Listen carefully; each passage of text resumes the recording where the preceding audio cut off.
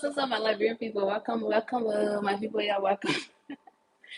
Welcome to my channel. If you are such a new person to this channel, I want to welcome you guys here today.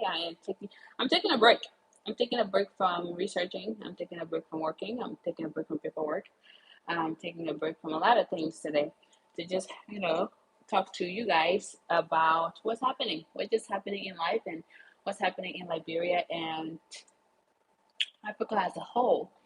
So, welcome to the channel. If you are new to this channel, I want to welcome all of you, all of my new subscribers, all of my new people who are just always cheering me on.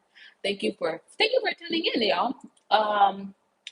So I'm taking a break because I'm working on a very big project. This project takes a lot of my time per day. Per day, I could say I allocate about 9 hours to this project. So when I have the opportunity to get on live, it's good because I've been working on a very important project. I think I've said that already. A very important project that I think will make so many people happy. Um, I think when it's finalized, we are going to know what it takes behind the scene. Um, this project has kept me up at night. Sometimes I'm on calls 3 a.m. to respond to some people as it relates to this project.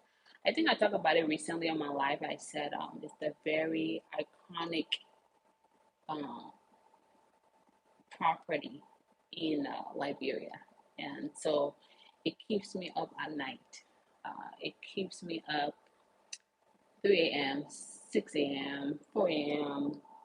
making calls, doing research, and it's just so much, so it's a lot of information keeps coming up, and I wonder, I'm like, wow, some of us have been really sleeping, and so I'm working on that project for 9 hours per day, sometimes 10 hours, and then my own projects, sometimes 5 hours.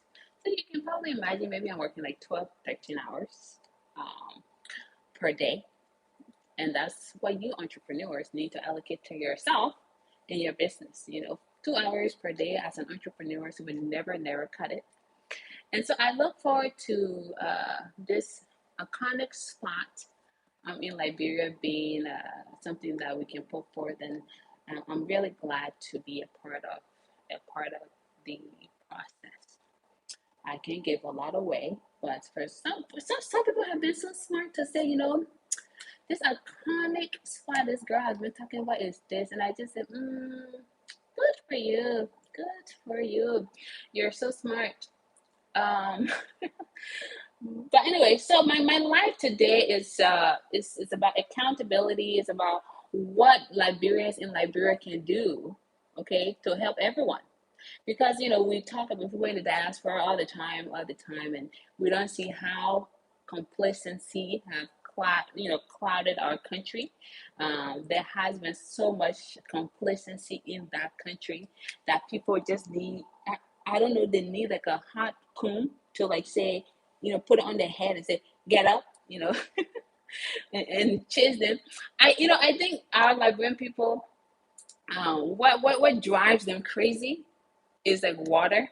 So maybe like the rain used to fall down all the time for them to move, because like women are very much so afraid of the rain.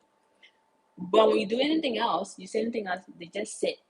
So I think people just need to bring bucket of water and just like put it on them all the time. How are you watching from Avion? Okay, bonjour, monsieur. Um, and so water will move us, I realize a lot of us back home, we're not movers. We sit. We sit with a level of complacency, and it hurt my soul, my Liberian people. It hurt my soul. And the reason why I'm going to talk about y'all back home is because I do see I review my data, and I see, okay, this percentage of people in Liberia do watch this channel, so that's a good thing. And then I see like majority of people in America watch my channel, and then the UK followed by Australia and Canada. And so I'm going to talk to about Liberian people in Liberia. Before I get on that ground, you're going to get your stuff together. Let me just tell you now.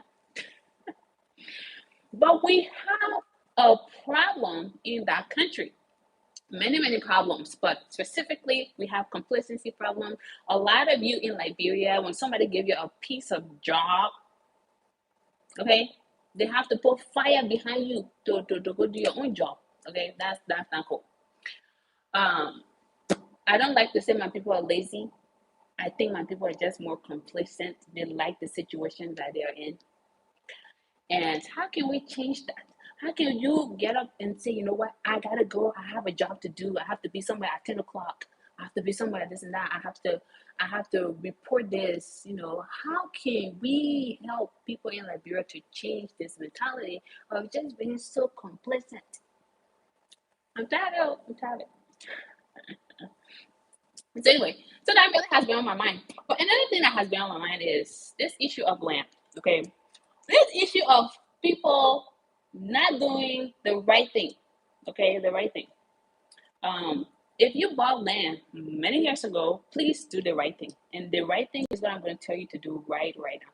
If you purchase a piece of property, okay, in Liberia, number one, I've said this on my channel many times, but I'm going to say it again. Number one, before you buy it, do your due diligence. I will start yelling at you right now, okay? Do your due diligence. That due diligence include paperwork, the proper appropriate paperwork. That include power of attorney. So let me bring power of attorney to you. If the land is owned by John Paul died and leaves it to his children, John Paul should have written a note that said it belongs to my children. Okay, that's power of attorney. So oftentimes you see administrator deed, that's because it's owned by somebody else. That's the mother deed is no longer available because that person passed away. So they leave it to the children, and then the children trying to sell it to somebody else, and then it becomes a transfer deed if you buy it from someone else. So let me just make that clear. Let me come back again. If you want to buy a piece of property in Liberia, okay, do your due diligence. Ask them for notarized paperwork note that say, yeah, I authorize my daughter, my son to sell this property. Do that. That's the first thing. After you've done that check, okay, if you're not me, you would not do the other check. You want to make sure you go to the archive. The archive, okay, that's where they want to ensure that the land being sold to this person is correct. Go to the archive and say, does this person own this piece of property? Can I see the number in the archive? Okay, get that done. If they tell you say that land has not been registered, you need to start running quick, because it not belong to that person. Okay, ensure that it's there. So let's say it's in the archive. Okay, then you get a surveyor. This is the mistake. The mistake when you start running, you don't do the check you're supposed to do. Anybody can say, oh, I'm a surveyor. Boom, just start running to go and just buy. I can go to Liberia right now and get you fake paper and say I'm a surveyor. You're gonna believe it. Because you know what? You don't even care to ask if that person is a licensed surveyor. That's your issue right there. You are the problem also. I keep telling you. You want to ensure that person is a registered surveyor. They have their permit. All surveyors who are legitimate need to have a permit that says they are licensed to do this survey. They're authorized to do this survey. Do you want to know how it's real? Because I can come to you and tell you I'm a land surveyor. You're going to believe it. But if I go and do my check and they tell me that person is lands and mines, will tell you. Some of y'all, you just need to know these things because my channel is about giving information. Lands and mines will tell you if that person is registered or not. It's a simple thing. Okay, just go there, take your time and go there. Be patient. God, I'm patient. Many of you guys are not patient. So you ensure the surveyor has a permit and is licensed.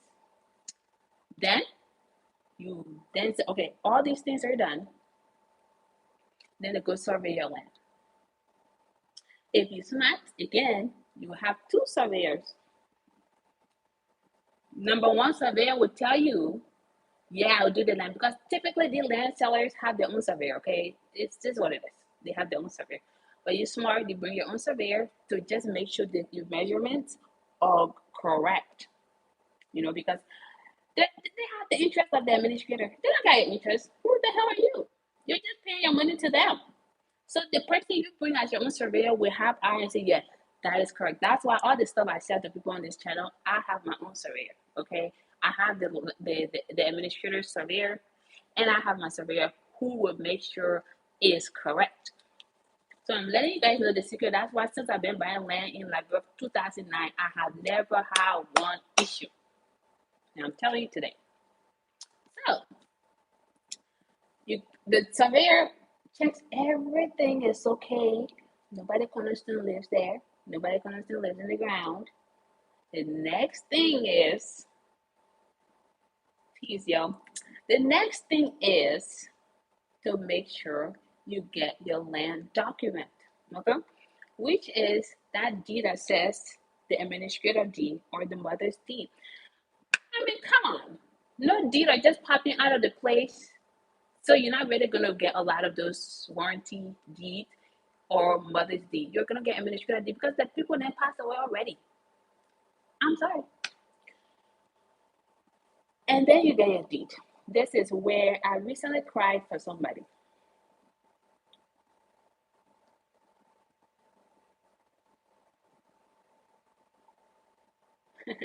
Actually, I'm going to Liberia this month, and then I'll be going to Liberia more frequently now. Hi, Deputy. Hello, Deputy. Um. Anyway, so let me go back. I'll answer your questions, okay? But let me just finish this topic because I cried for somebody on Sunday. I actually cried for them. Today's Tuesday. 2 days ago, I cried for somebody. This is the mistake, and I want you all to listen to me very carefully. If you purchase a piece of land and you have your document, go to the probate court. Okay?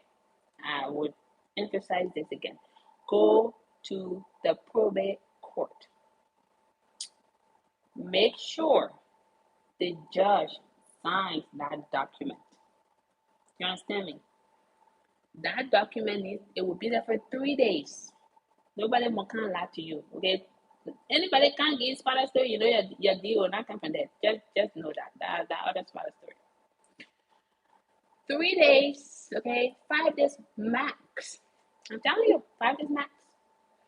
You need to go to the archive and be registered, and a number needs to be assigned.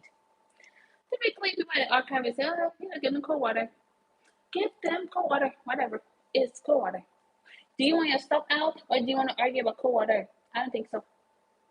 Okay, legality is different from whichever country you are. Y'all take your American ways. Other places, you don't get your stuff done. None of my business. But I'm giving you advice. So you get your probated land. You go to the archive, okay, and they must make sure they give you your paperwork. Oh, make sure they give you your paperwork. Okay, then your job is not done. This is the one mistake that everybody will make, and the land deal will never ever be for them. You should go notarize that land. You understand me? If you have notarized that land, anybody come from 9 to 40 years, that never for them. You can notarize twice. Why are you gonna notarize that? So you should notarize your land. But a lot of the mistakes that I'm seeing is, and that's why I cry for somebody on Sunday, is because they bought the land many, many years ago. They don't even care to archive it. So a second buyer bought the land. So you buy your land, let's say, I'm not going to call year now, okay? Let's say you buy your land 2014, okay? Then you don't probate, you don't archive it, okay? I don't know if you archive it or not. I don't know, but I'm the second buyer. So I go to the same person and I buy the land. And I'm the second buyer since I'm so smart. I go probate it or archive it, I notarize it. So you will buy a land in 2014, I bought my land in 2019. It's my land because I did everything else I was supposed to do. Do you see why I was crying for the person? This person lost their land. This person owns the land. Who do you blame? I told her she should blame the land seller, not the person who bought the land, the second person. So, my people, no, I am I am my scooping with palm butter. The second person owns the land because you know why? The second person was too smart to do all the steps that I just gave you guys. The first person, yeah, they have the document. That's a document, but the reason why it's not legal document, it's not probated nor is it archived. So you know why? You are at loss. But how do you fix it? And that's how I became a fixer upper. This is where I tell people I'm not a lawyer, but I'm going to advise. When you go to the law firm, they will tell you the same thing I'm telling you right now. And this person had to go to the lawyer. I recommended a lawyer. The lawyer told them the same thing. I said, see, for me, it's free. For the lawyer, you pay more. So it's your business. So it happened, and the lawyer pretty much said everything I said. The land belongs to person B. But we have to get this done. All Liberians, I'm encouraging you, I'm begging you. You should sue the land seller. Okay? Don't be fighting the second person. The second person didn't do anything to you. The second person just bought their land. That's all. That person did nothing to you. You, my friend, need to go to the person who sold you the land and sold it twice to someone else. But first, you need to take responsibility that you should have probated your land and archive it. Please take responsibility first. Then we can go sue the land seller. The only thing Liberia been getting right these days is to punish people that sell land twice. This I give them credit. If you are a land seller, you sell land twice. If I take you to court, you will go to jail. But do you know why they don't go to jail? Because a lot of you don't even take the case to court. That's your problem. Somebody sold land twice. You don't take them to court. How does the judge and everyone else in the country to know that this is an issue? You need to take them to court. And that's when the landowners start begging you, oh, don't take me to court. Oh, don't take me to court. Don't do it. Take them to court because they need to be held accountable for their very, very manipulative actions. Okay? It's not right to be selling things twice to people. So let them be punished for that. But because a lot of you, my people, are so very, very greedy, so you decide the landowner says, oh, I'll relocate you. And they just fall for it. Why must you fall for it? Because you know why? You are so greedy, you want more land, so you fall for it. Instead of taking that person to court, let the judge keep them liable, and then they relocate you, so you don't do it like twice. You say, oh, since they're gonna relocate me, oh, I don't have to take them to court, da da da da da da da da. And then you create other problems for everyone else. Because every landowner in the country will say, okay, it's okay that they didn't take us to court, we just relocate them. Then it just become a problem. And so you, my friends in the diaspora, you are creating your own problem too for other people because you're not doing the right thing. So if you took that person to court, other landowner would say, yeah, I'm not going to do that because you know what, my friend went to court. But you don't take them to court, they're going to say, oh yeah, you know, my friend over there, he sold land 4 times. There was no consequences. So why should I not sell land to you 10 times? Do you see the problem? Do you see the problem? Okay? Do you see the problem you yourself are causing to everyone else? So my people, everybody needs to be held responsible for their actions. If somebody sell you land twice,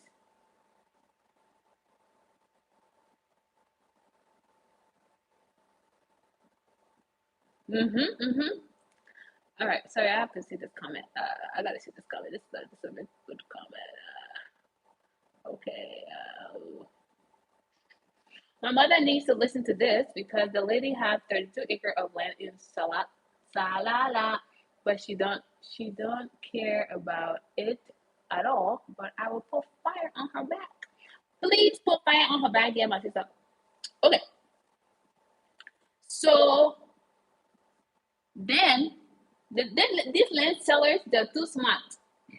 They will tell you, oh, my sister, my brother, I'm so sorry. I sold the land because maybe you're not ready. So I sold the land to somebody else. So now I will relocate you. Then they will start to negotiate with you because they know that you're too dumb. So they'll say, oh, I will relocate you. If you bought 1 acre, I'll give you 1.5 acres. Then because you know it's 1.5, instead of the one you purchased, you are going to be so happy and go get it. And then you made another mistake. You go get it. The 1.5 acre they take you to, how do you even know it's for him or her?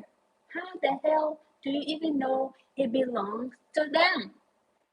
Oh, people blow me away. Let me tell you guys. When I read these stories, when I get phone calls, they blow me away. For each section of the story just blows me away. So you just agree. The person says, "Oh, birds just flew." The person says, "Oh, I will relocate you and give you 1.5 acres, and you don't care to think if that person did this before to me, they're not gonna do it again. You don't care at all. It's very disturbing. Very disturbing.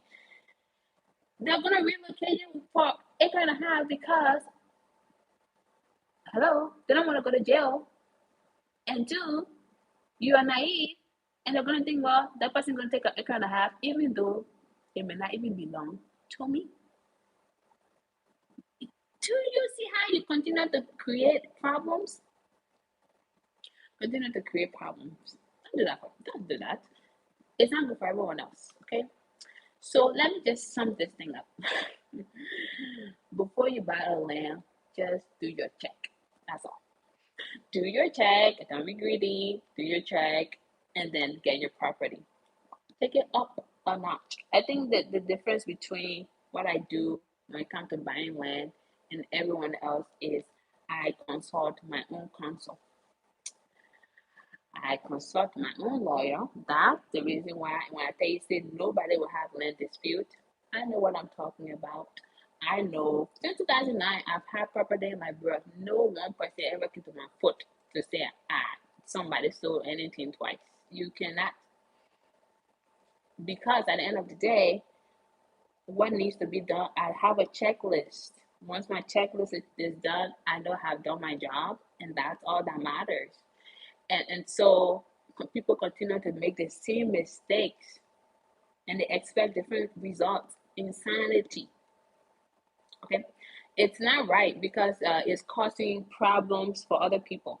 That's why I'm talking about it, because I see that it's creating problems for other brothers and sisters looking to do something in Liberia, and it's not okay. So since you guys are on this live, you have friends and family who have had their lands for hours, for hours, for years. If you had it for hours, you should be fine. For years, tell them to check if the land is probated, has been archived, and is notarized. Thanks, Deputy. And notarize. They need to check for it because it may be too late.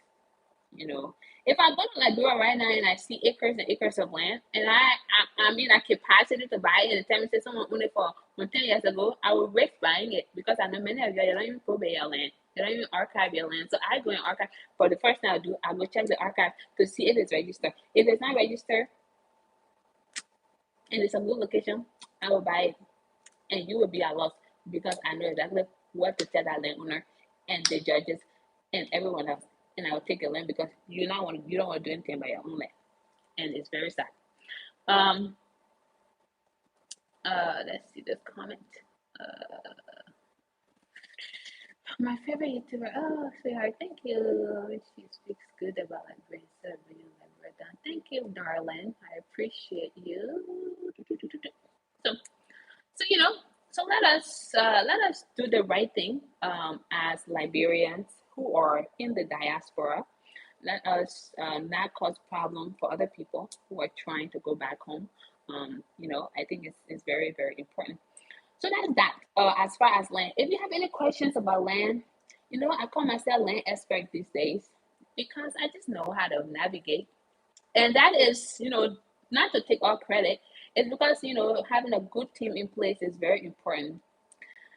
Oh, in one county. Oh, okay. So since I'm going to be in Liberia this month, I will show you guys a lot of places in Liberia, and I intend to go to businesses. There are so many people looking for me to invest, so I will not hug all the investment opportunities. I will share with you guys. I will go to farms. I intend to go to a lot of farms because um, just yesterday, the agriculture minister was telling me many other investment opportunities along Nimba County as far as agriculture.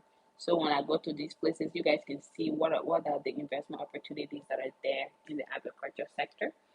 Um, and so I look forward to that. So yeah, I do look forward to going to Bon Mines. We have our farm there.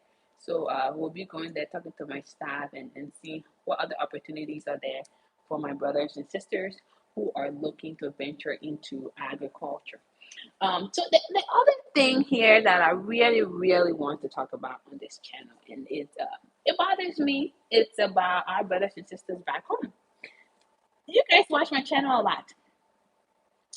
Can I buy land through your company and company do our checks and make sure everything? Yes. So we have been selling farmland. They say those who have ears, let them hear. We have been selling beachfront properties. We have been selling beachside properties. So the beachside is more so for our community development. For some of them are watching right now. I'm excited. We have a group. We are going to be when I go home. We are going to be discussing the next steps for this community. Crucial 2 steps we will take as a group. I've already discussed with some people on the phone today, and the group we have a group for this community. And so, if you guys are interested, you can definitely contact me about the beachside community. And then we have oceanfront properties. Those are mostly people looking to do resorts, people are looking to build private homes, people are looking for other things. For that, I don't really restrict it because at the end of the day, that's whatever you want to do there. But the community, yes, it is because we want to ensure that this is a model community.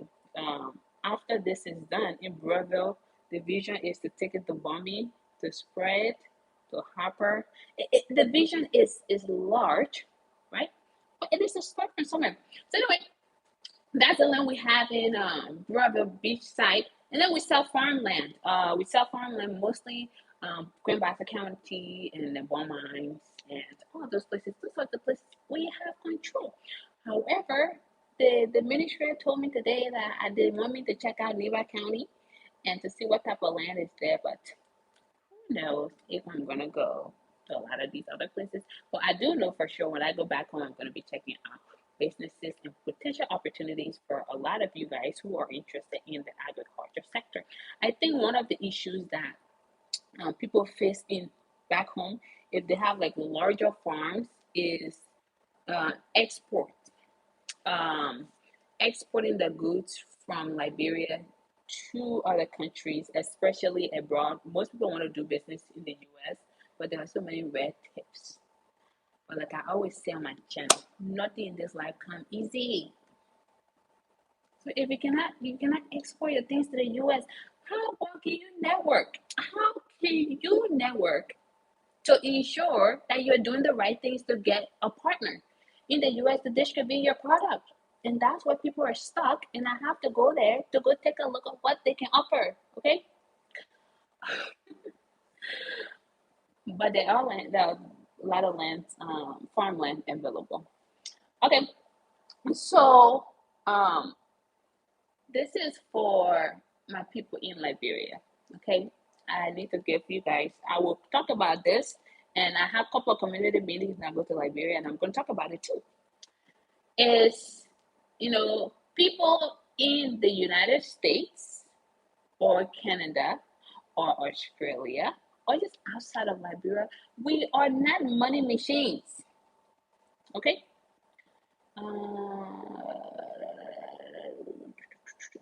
No money houses.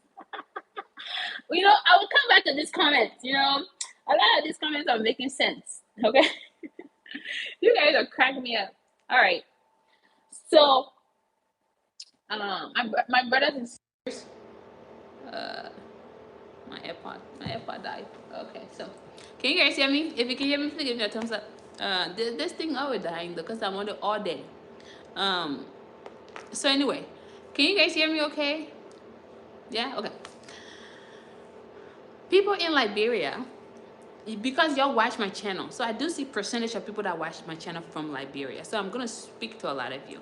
People abroad don't have money machines. Okay, we don't have money machines. We don't pick money from the floor, because I know y'all have this misconception that we can find money on the floor in America where everyone have credit card. In this America where everybody have the ATM card, where do you find money on the floor?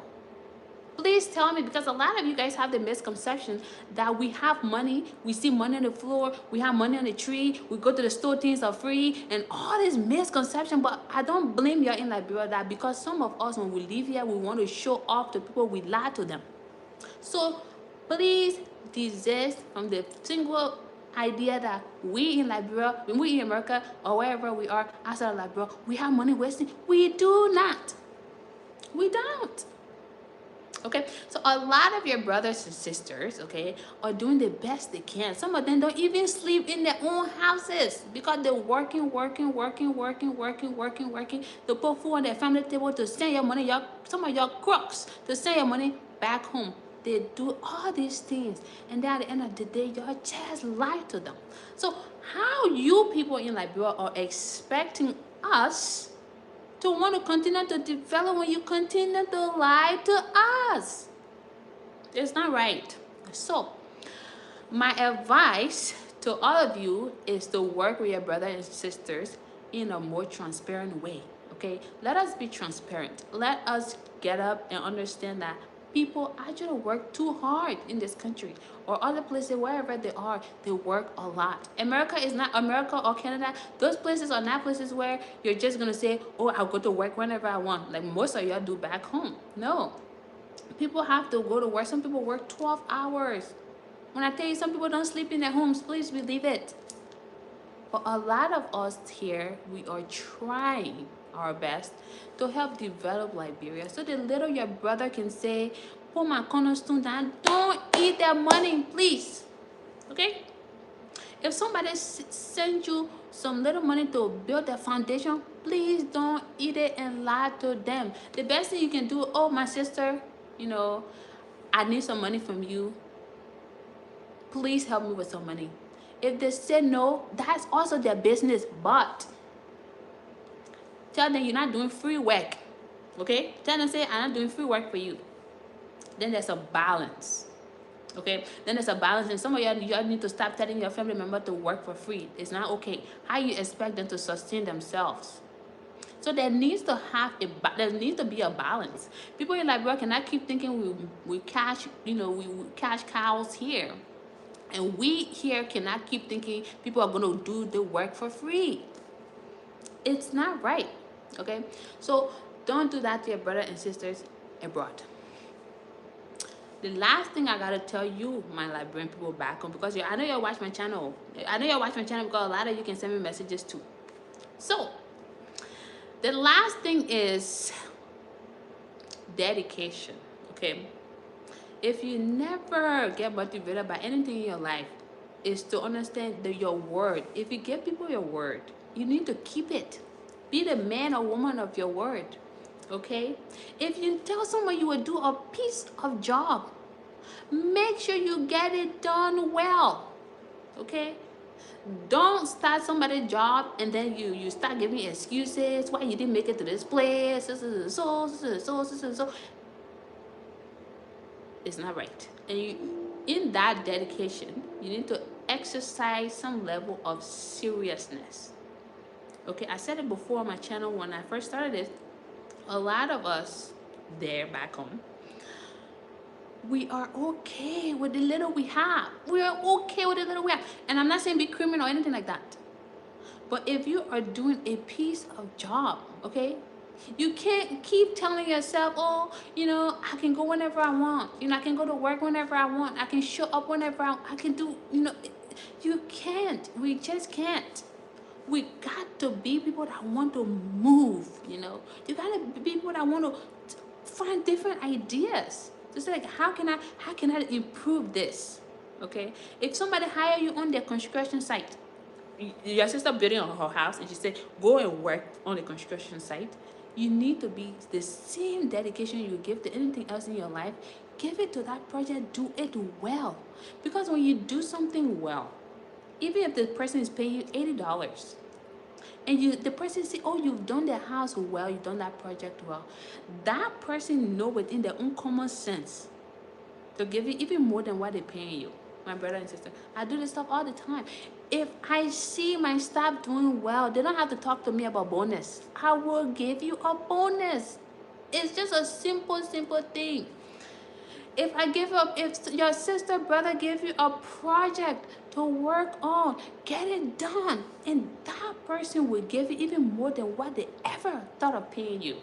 And guess what? You will have a good name. A good name is better than silver and gold. Because when you do that, your brother project well, your sister project well, they might have referral for you somewhere else.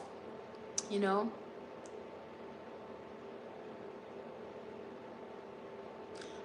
One thing that motivates a lot of my staff. So some of you guys who send me email, oh, it's a YDM, we would like to work for you. I'm a nice person on YouTube. But when it comes to my businesses, I'm very straightforward when it comes to my businesses. I don't joke. So if you guys are watching my channel thinking, oh, I'm going to send her a message and say, I want to work for her, you got to be on time. You got to be honest. You got to work with integrity. There's so many things that you have to do, or else me, you don't have no talk. But I have an incentive for some people. If you work hard, there are some of my staff members have actually traveled out of Liberia, okay, on sponsorship, on student visa, a lot of different things. But you must be an honest person.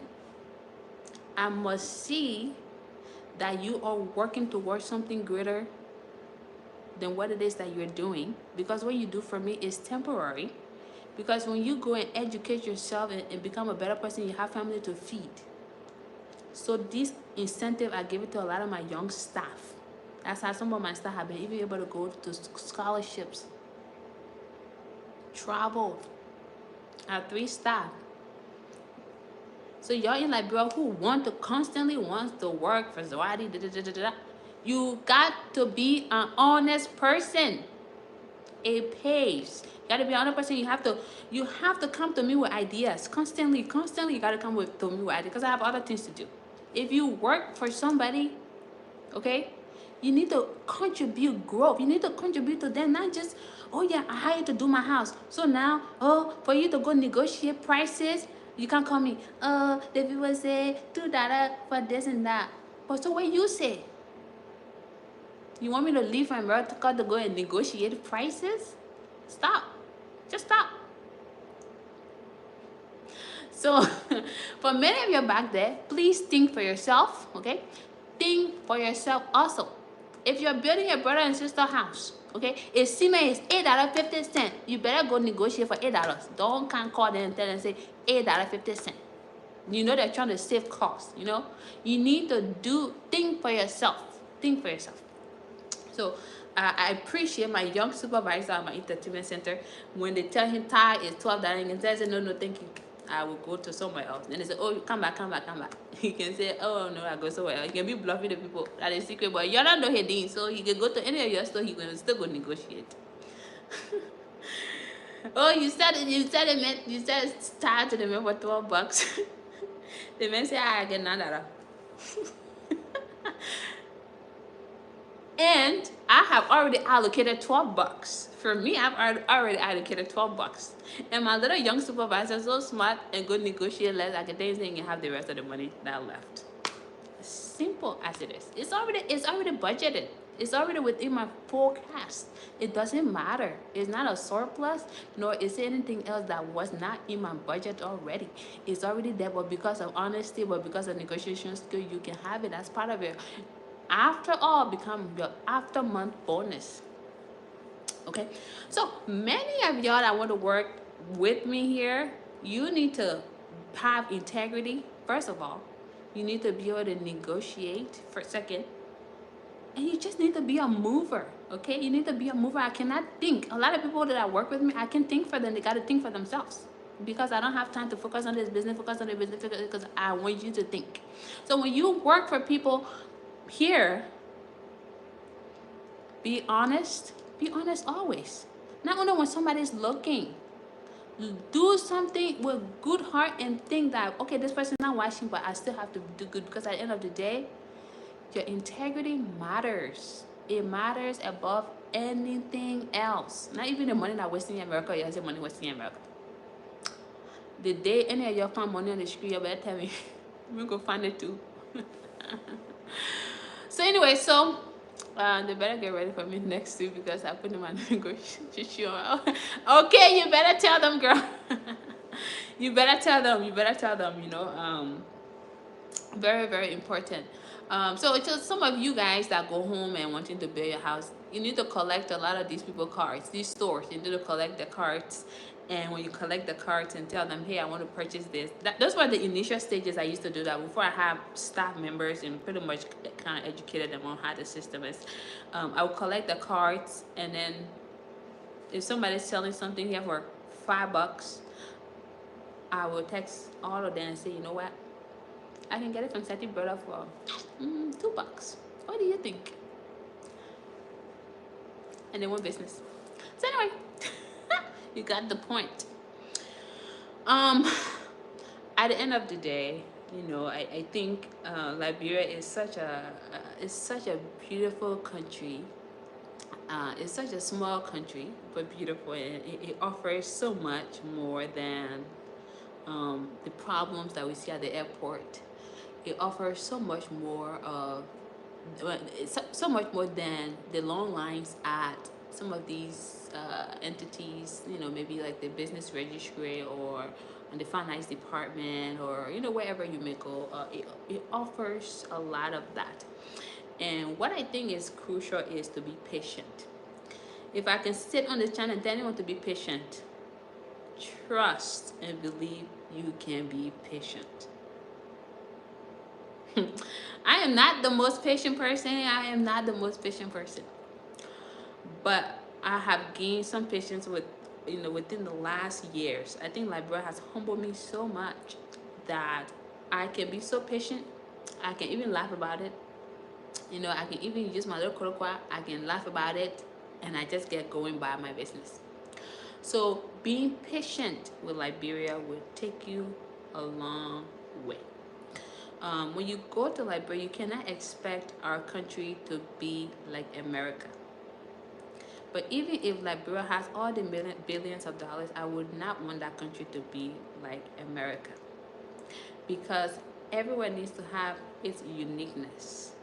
And Liberia is unique in her own way. We in the diaspora in Liberia need to be the change makers. As I work on this iconic project, there's just so much more I understand about this country. And I am doing my deep root cause analysis about why we are like this.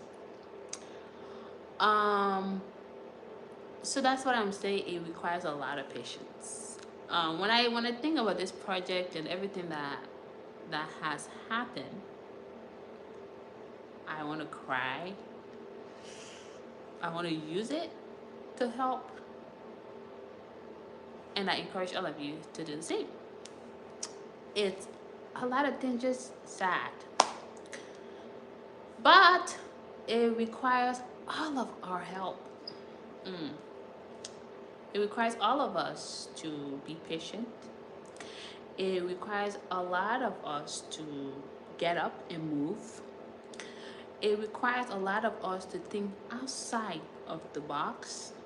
It requires a lot of us to not just go with the first thing that you hear somebody say. When the moment you hear, oh, that country not good, you need to start thinking about different reasons why the person says the country is not good. Don't just say, oh, the country not good, so I'm not going there anymore. No, no, no. Where was this person mental state before they even said the country is not good? What did they do that allowed them to think the country is not good? How did they contribute to which in which to say the country is not good?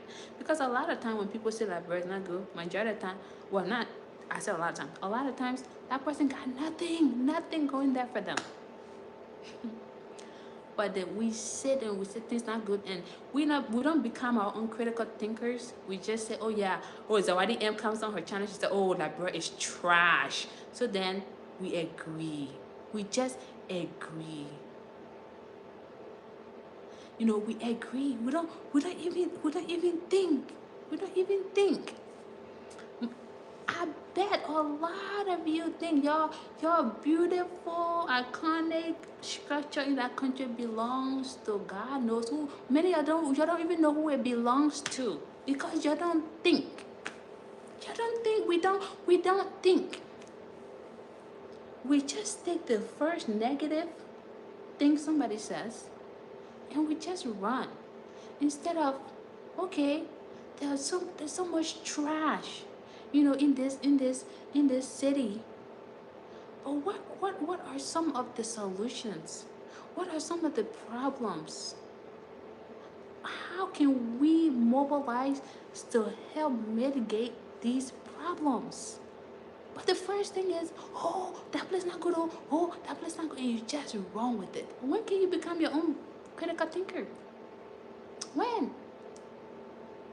So we got to think, you know, as I am, you know, every morning I answer emails. I get on this project that I talk about. I get on this project. I work for hours.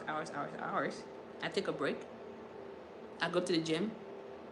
I am running on my treadmill and I'm thinking, how can I help the city of Breville to make it one of the cleanest city in Liberia? And I just think. And I said, no, that idea is not good. Oh, that idea is okay. But why is it the way it is? That's why the solution will come to surface. Because constantly you're thinking what the problem is. Try to solve problems instead of creating problems on YouTube. Okay? Instead of coming and telling your family members the place not good, oh, you know, the people in for that them, oh, there's so much trash, oh, you know, they're so dirty. Ask yourself, if people were to collect trash, I think this is the puzzle I've been trying to solve. I contacted some people in waste management, and you know they want to educate me a little bit about it. Instead of saying there's so much trash, have you thought about, okay, so if people collected this trash, where it will go? Have you thought about it for a second? You know, how can it be recycled? You know, how can we have proper waste management system? These are things you need to start thinking and try to help find solutions instead of being so negative. You know, instead of being so negative, I think this project has opened my eyes to why, when the first time you get something negative, why certain things are not being done. You need to ask yourself, why? Oh, for many years now, why did I want to do that thing? Why did I want to repair the place? Why did I want to renovate the place? And you just talk. But you don't even know why. But that's the why you cannot even ask yourself. But you just run with the first negative thing that comes to mind. We got to keep asking ourselves. We got to keep asking ourselves why, how, when, what. All of these got to come in your mind. Like, as I am thinking about Breville, I'm thinking like, okay, it's not going to be a 1-year project. It's going to take some time. But I want to know if I go into communities now and I say, okay, Madam Paul Kigami sister of Breville, you want to collect trash, Emma? You want people to collect trash? Okay, fine. Where is the trash going? That's the first thing. What's the landfill for that? Are people equipped in terms of equipments, in terms of skills, finances? Once these questions are solved,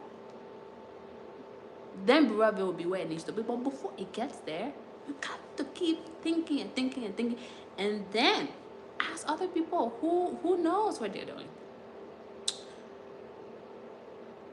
And that the reason why when somebody just sit, they say, "Oh, we need 10 mirror blocks." Why you can't get up to be part of the 10 mirror blocks, huh?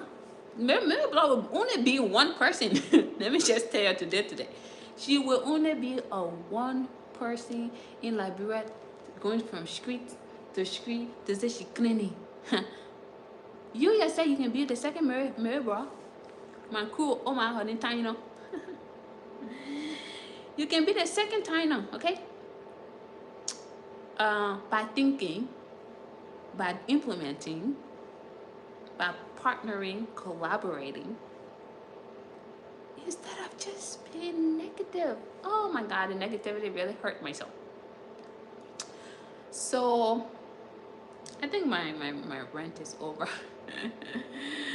You know, when you sit down somewhere, just be a problem solver. You know, Bill Gates, he owns most of the farmland in America. And you guys probably think Bill Gates only has a Microsoft. That is not true. Not true at all. Bill Gates understands America is so populated now. People need to eat, right? So Bill Gates goes and look for farm. That had nothing to do with computer. Nothing to do with computer. But that's because entrepreneurs are to find problems and look for ways to solve them. Okay? I was watching Bill Gates documentary 2 days ago, yesterday. I just finished it.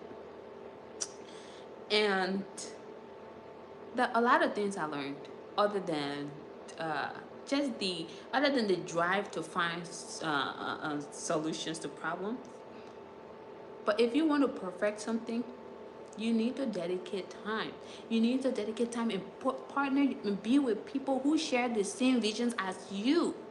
You can't keep doing the same thing expecting different results. If you look at Bill Gates' friends, Warren Buffett is one of Bill Gates' friends. From when Bill Gates used to go to Warren Buffett for advice. Warren Buffett is not poor. One of the biggest stock trader of our time, billionaire. Bill Gates is not poor. He's a billionaire. Because you know why?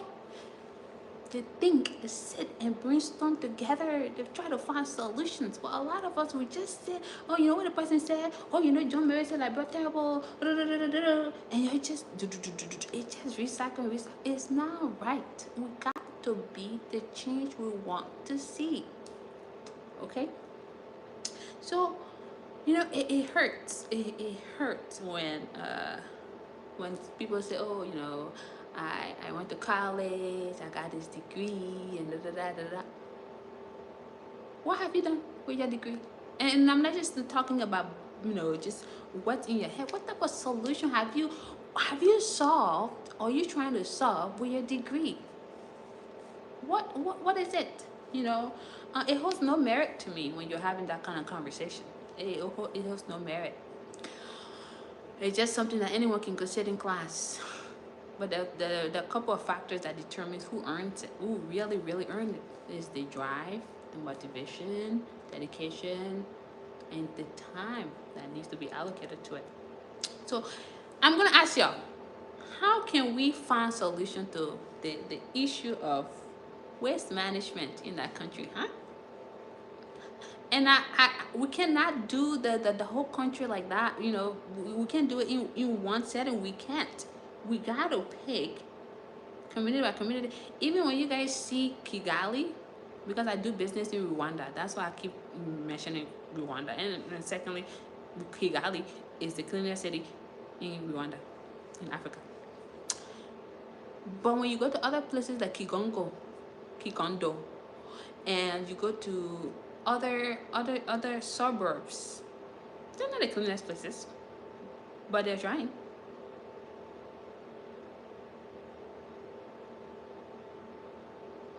You guys, you better speaking fast. Oh, tell us. Oh, when you go to other places in Rwanda, they call it Rwanda, right? You go there, it's not as clean compared to Kigali. But that's what needs to be on this. That's what we all need to see, right? But places, parts of the those areas, they're not the cleanest places. But my point I'm making is that the whole country is not clean. Like it's not 100% like Kigali, but everybody's making efforts. So you can't say, "Oh, it's just my one. Oh, I can clean out of the country." Nobody asking you to clean out of the country. You can't. You cannot even clean out of the country. It's just a fact. But what you can do is to do the best you can to start from somewhere and then move and then move and then move. If I'm thinking, well, I'm not government official, I can do it. Yes, you can. You can privatize this thing we're talking about. And at this point, I'm not even thinking about money. Let me just tell you right now, when I talk about brother and how we can mobilize to get this place clean, I'm not even thinking about money right now. Anyway, I'm thinking about how I can contribute to make brother beautiful. Because that's what I talk about on this channel all the time.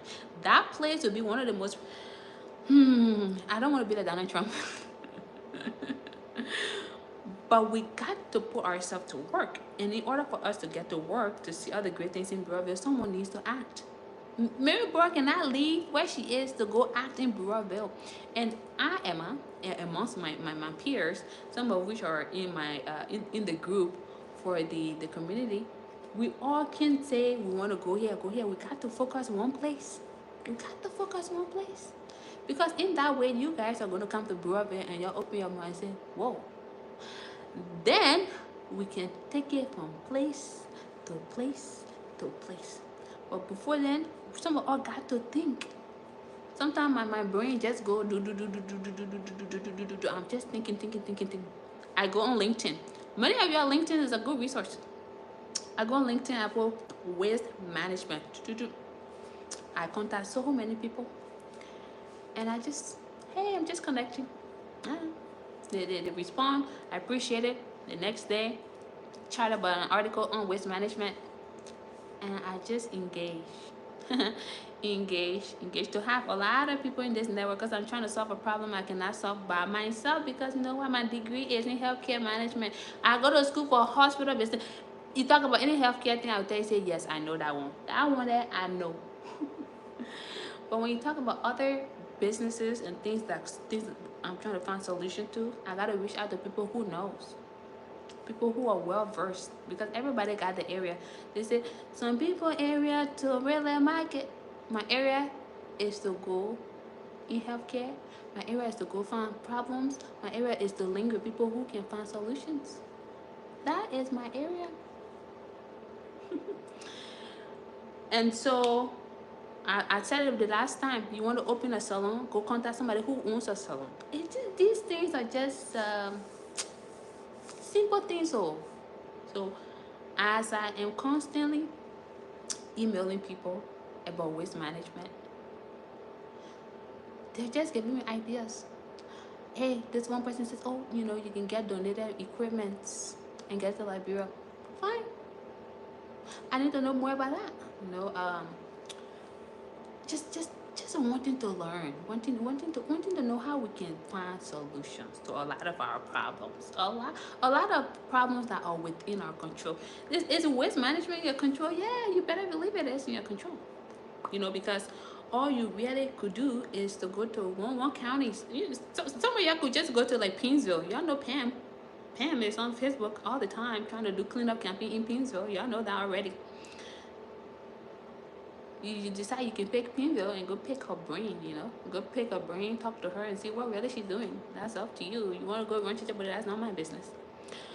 But if you really want to go find out what she's doing, you guys can talk and blah blah blah. You can pick a different little city and go do the same. But you're like all of y'all building houses on Ralphie Highway. Not many of y'all even thinking how you get good waste management system on that whole Ralphie Highway. Some of y'all just building and building and building and building. Not even think about sanitation. There's nothing y'all thinking about. Some of y'all. But y'all wait for the government to come clean Ralphie Highway after you build your beautiful house, and then you wait for government to clean. What is that? What is that? You know, we really got to do better, my Liberian people. My point is, Liberia will not get where it needs to get if we all don't make an impact, if we all don't contribute. You know, find, find. When I mean find your mayor.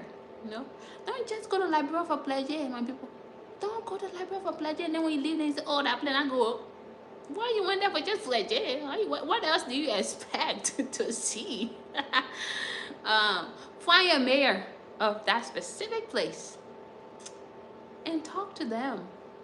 Talk to them. Tell them. Don't go harsh on people now. You know, this year you gotta take it easy. Don't come out of everything either. Talk to them. If you see a little bit of what they have done, comment on it and say, I see you guys doing this and this here. I see your development plan. If of course you've taken the time to educate yourself on somebody's development plan. Even if they don't have it, you can even pick their mind and say, what do you guys intend to do in the next few years? What are the projects coming to this place? What do you see to be the problems? And people, you will be very shocked how people will just tell you what the issues are. You will be so surprised. If you want to learn about somebody, just let them talk about themselves. You will know what they've accomplished, what they have not accomplished, what the issues are, and other things. And from there, you start to build rapport, and you become the solution. And collaboratively, you guys become solution for those places. So these are some of the ways I think we Liberians can make a change in our country. My best, she's no longer my best friend. She's my good friend. Her dad is from Lebanon, and the first time I met her dad, he said, "Oh, Emma, I've heard so much about you. My daughter said, I said, oh, sorry, nice to meet you. Thank you." And I said, "Where are you from?" He said, "Oh, I'm from Lebanon." I already knew this information, but I'm just fishing for more information. And I said, "Oh, so I heard you have businesses in Liberia." Lebanese guy, my friend dad, he said, "Yeah, I make so much millions in that country, and I took it to Lebanon." And I said, "Oh, yeah, that's good. Liberia does have so much to offer when it comes to money. It's good. Liberians love Lebanese product." So he said, "Yeah, but then I used to have markets in Waterside, I used to have buildings in Waterside and other things. The men know the country, and when that Lebanese man told me about Liberia, I was like, hey, then Papa no." My friend said, Emma, I'm going to smoke hookah. I said, "Nah, I want to sit next to your dad. I don't want to talk to your dad. Don't worry. I won't talk to your dad." And he told me, he said, then something happened in Liberia, and then he moved to the Congo. And he started some businesses there. Lebanese people, they just want to make their money. That's all they care about. They don't care about if you want to talk about how your country bad. The people just want to make their money. So you over here talking about your country this and that, people make millions of dollars out of you. And he told me why he was so successful in Liberia. Some of these things. Yes, absolutely. Absolutely. You have to start from your own backyard. And he told me why he was so successful, what made him so successful. And if I take customer service is one of the reasons he was successful, you probably won't believe it. He said because of, we know that you guys, Liberians, are always buying from us. So at the end of the day, we got to have good rapport with them. It's just common sense. And that's how people continue to repeat. And then also he said because we're bringing product that Liberian people were not even making. We're not even bringing to the country. It's a simple math. Oh yeah. I know you don't like math. But this man talk.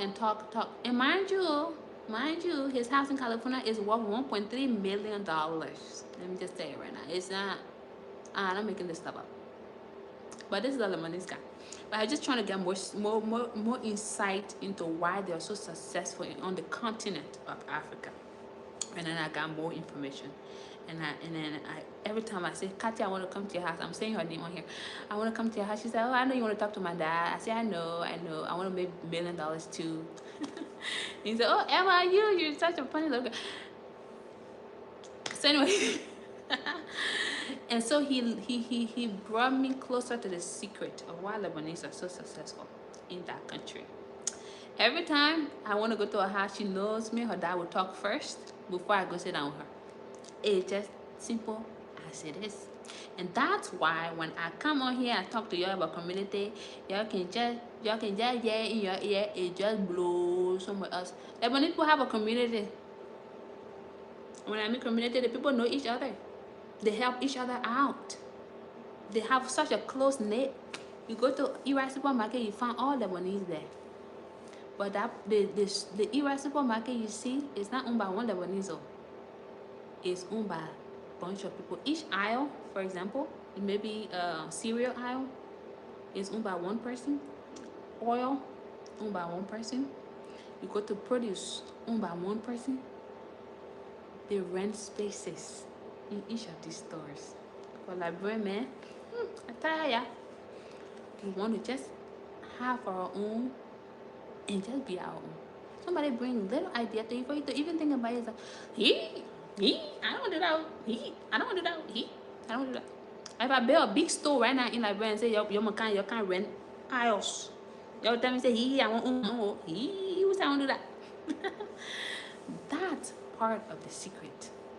That's why when you go to Singa, when I tell you the majority of Lebanese own Singa, you always say, "That's not true. That's not true." You can open your money and say, "That's not true." But that's not true where?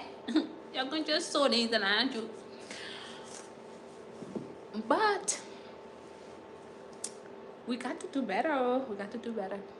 We got to do better. We got to do better. And it requires a lot of time and consistency, effort, dedication. We got to do better. We got to do better. It hurts my heart when we're not doing better. That singer today is owned by the Lebanese people. You know the next one that we owned by the Lebanese people? I rest my case. I rest my case on that topic. The other place that will be owned by other people is a place that other every day wanting to know why they don't want to fix it. Why they don't want to fix it? Why they don't want to fix it? Well, you will find out one of these days. Since we are so complacent, who are we to say? Bunch of Liberians in America, wherever you guys are, some of y'all even make like 6 figures. Who are we to say? Let me do the math. All right, so the numbers I got this morning, if we were to do the math, solid Liberian investors, 40 of them came together. I'm talking about solid though. I'm not talking about young babatu people. Solid people if they came together and worked together, created a business in America or other places, combined revenue, made a business, go bid for this. Who are you to say they're not gonna get it? But we don't think for ourselves. We only care about me. And that's why Lebanese are so successful, and that's why a lot of your things that you own, you think you own in that country don't belong to you. Don't belong to you. Because you only care about yourself. That's the people's secret. So another problem and another thing that I have been preaching on this channel here is that why do we Liberians allow the common building materials that we use every single day on our houses? Why are we allowing Lebanese people to be the only ones selling it and Indian people selling it? Oh Jesus, why? I wish I could do everything, but I can't. I just can't. Why 10 investors, Liberian investors, cannot come together to build a big warehouse and sell materials, building materials, is still puzzling to me today. It's very puzzling to me. Do like a Home Depot type of thing. A Home Depot. Have you gone to Home Depot? They have bathroom stuff. One out of your 10 investors, this idea was brought on by Wadakama. The young man talk about your cornerstone and you're having a he brought the idea to me. We brainstorm it. It would be advisable to put people in a group. Serious minded candidate. Build a big warehouse. Somebody allocate zinc. Somebody allocate nails, cement, roofing. Each person has their spot in that big warehouse and sell building materials. The idea is just so big for my Liberian people. It's so sad. Jesus Christ. I wish I could do everything, but I can't, oh my people. I cannot spare myself. I cannot spare myself. I can, trying to find, solve the issue of eggs in the country where people every day are taking eggs on Holland. Try to get within a capacity to supply Liberia with eggs. That's my contribution. That was a problem that was identified and is being solved. That's and the issue of transparency, the issue of building, the issue of finding affordable homes for people, all this stuff. But I'm just young and just my one. I can do everything, which is why we got to think outside of the box. The building material stuff. Yep, exactly. You see, like I told you guys, all this the supermarket in Liberia, they're not owned by one Lebanese. Let me just tell you the truth today. They're owned by different people. They're different Lebanese. Each one of them have different things on each aisle. You can go ask them. When I went back home, I talked to a couple of them when I went back home.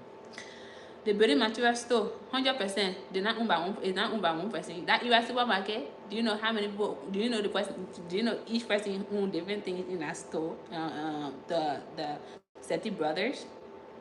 One person selling zinc, one person selling nails, one person selling toilet paper, toilets. Don't lie to yourself. It's not owned by one person. But because the people understand that one person income startup cost may not be equivalent, so they all combine and start a business, and that's why they're so successful.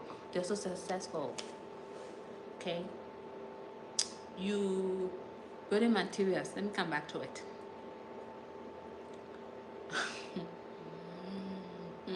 It's sad, but a warehouse, let me come back to building materials because it's a little bothersome. Actually. Building materials where people can construct a big warehouse,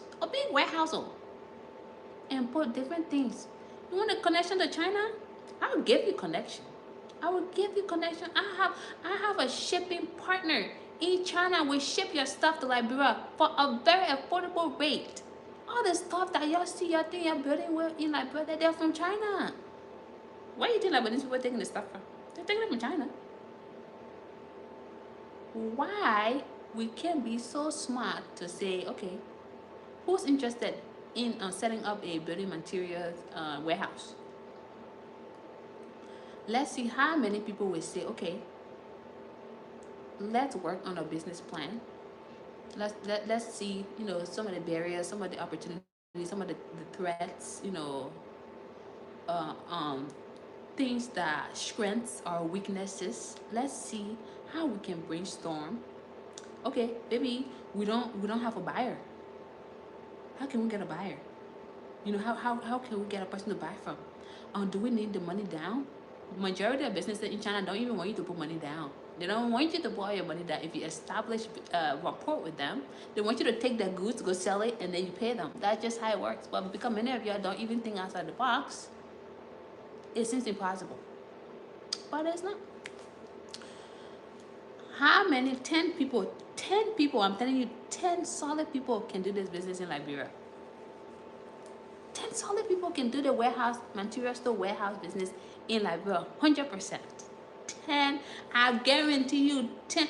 Let me tell you, If 10 solid investors come in front of me right now and say, look, Emma, you know what? We are ready. I will even offer you my service for free. I will even link you with the contacts I have in China to get the materials, any materials you want, building surplus materials for free. I'm not telling you the shipment will be free, but my service to you will be free. Nobody will contact me about it. Because you know what? Everybody just want to do the thing by themselves. No, everybody just want to do things by themselves. But that's one of the area where money is. Because you know why? We are now building at a high rate now. In Liberia, people are building more than ever before. You know, I don't know who put fire on people these days. They're building. And I'm happy for them. What it is, Levi, is possible. What you have to do is to contact a vendor, for example. You contact a person like somebody on Alibaba, for example, and then you start a relationship, like a conversation, professional conversation. You ensure that your business, of course, is registered and is legit and all that. And then you go to China for a visit. You go for a visit and say, look, I would like to purchase this product, right? But instead of buying 5,000, I want 10,000. That's pretty much the first way you want to establish. The initial transaction is seen like the initial transaction isn't like free, like give it to you free and then you know take it to Liberia. The first transaction, it has to be paid. Okay, that's the secret. They want to see that you are serious, that it can sell. Then when you go back, it has happened already. I already know. That's what I'm telling you. When you go back, because you and this person already have that relationship, they know you're not going to be running with that product. This is like a background thing everybody would do on their end. Then you ask for 100, maybe 10,000. If you ask for 5,000 before, you ask for 10,000. You sell, you pay them. Okay, do you see? You have established trust.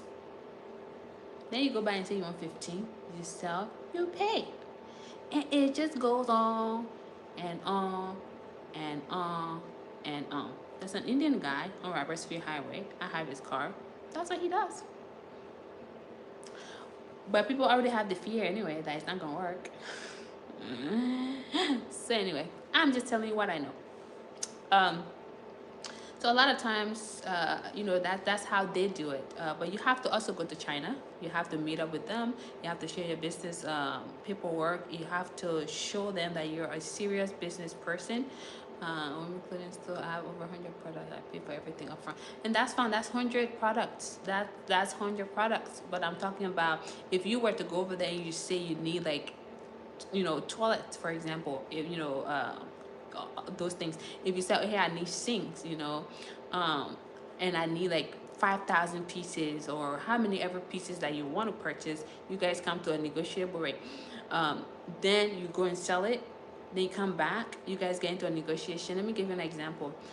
Recently, we were trying to order some machines for our pineapple farm, and I had talked to this buyer before on behalf of somebody else, and I immediately went back to her, and she charged the price she did charge, and I talked to her again, negotiated, and talked to her about my continued business transaction, and she reduced it by like 20%.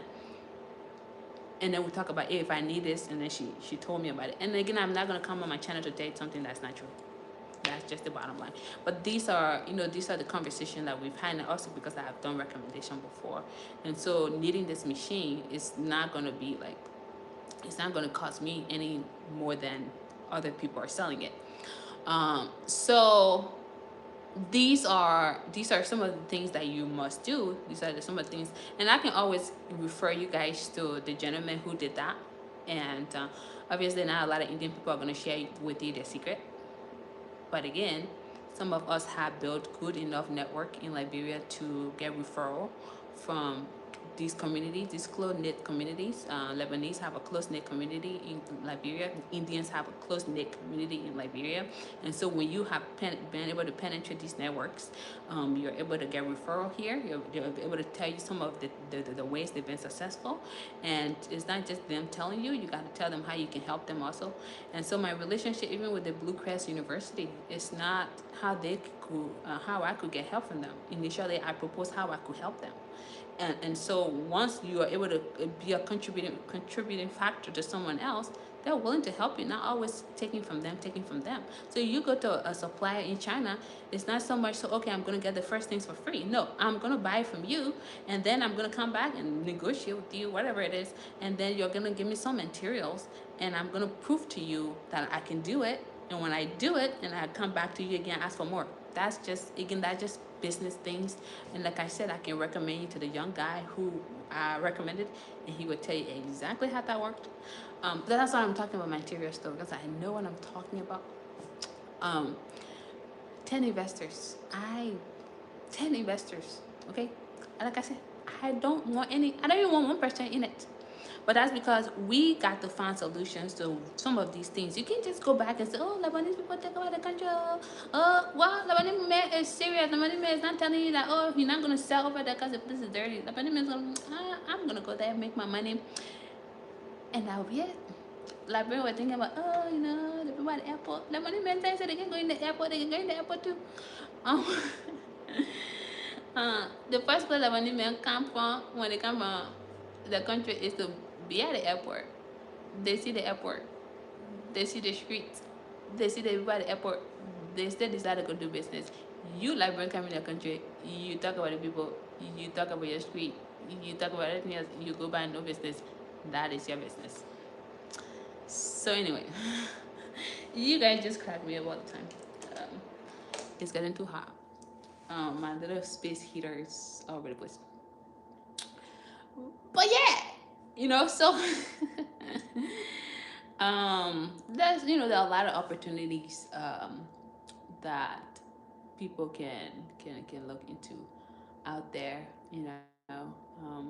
People email me and talk about poultry, the poultry farm. That's one of my the successful businesses that I could sit on the channel and talk about. I know from start, from the ideas getting on paper to finishing, to getting things in the market, to getting supermarkets to come to us, not go to them, come to us. All that I share on my channel to educate all of you. But then you send me an email and ask me, how can I set up a portrait, and I give you most of the information and you don't even follow through. Whose fault is that? Is it my fault that you don't have your portrait running?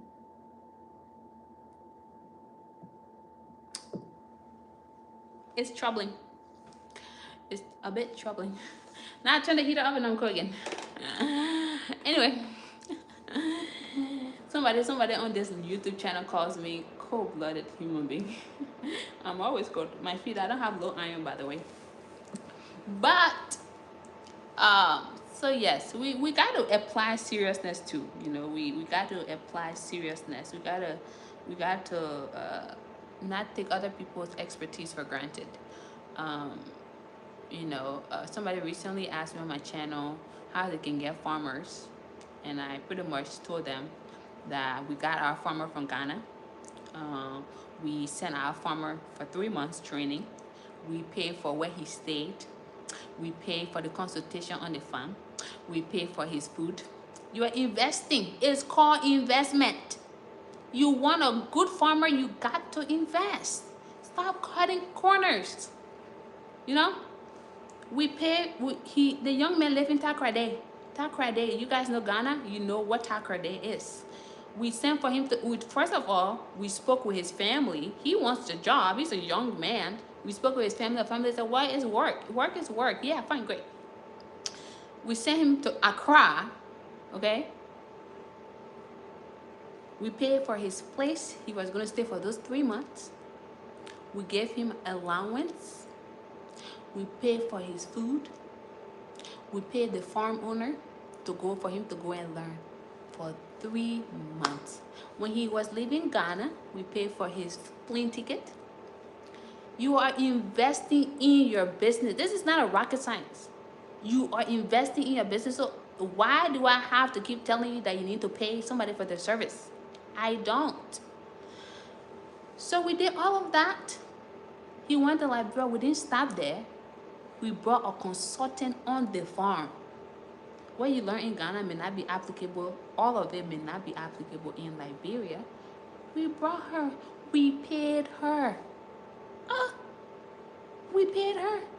And then we took it a step forward and paid a consultant monthly until we were at a capacity where we knew how to operate our farm. Don't you think that's an investment? You got to invest in your business. And that means if it's a piece of consultation, don't think it's free. Okay, but then you says, I had a business in Liberia. Oh, that place not go. My business didn't work. Oh, so Liberia didn't make your business work. Hey, everything on that country got to take your problems. Why? You, my friend, need to jump up, do the right thing, consult with the right people, and you'll see your business will do better. There's a video coming up that I'm going to share with you guys. When I first started that poultry business, I fell flat on my face. I was very inexperienced. I wasted a lot of resources. I partnered with another Liberian sister who was very motivated to do this business. But little did I know, it's not just about somebody who put money into their business. People also had to allocate time to the business. And I was just very naive young girl. My people, my light gone off. Yes, sir. I have to go turn my light on. Oh shoot, I have to use my phone to turn my light on. Oh my god, I don't want to get up. Okay, so what's going on here? Okay, guys, I think. Okay. Oh my god, what's going on? I have to use my phone, my people, to turn my light on. Oh shit, I gotta turn this thing on. So my people, yes, sorry. Everybody coming online now. I have to get up and go turn my light on. Damn it.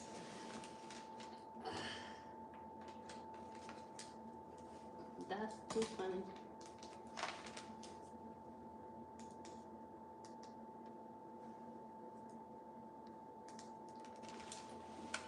So if you're still on my life, I hope you're gone, because if you're still there, I don't know what happened. Okay, I gotta turn my light on with my hands now. Damn it. Technology is supposed to tell me.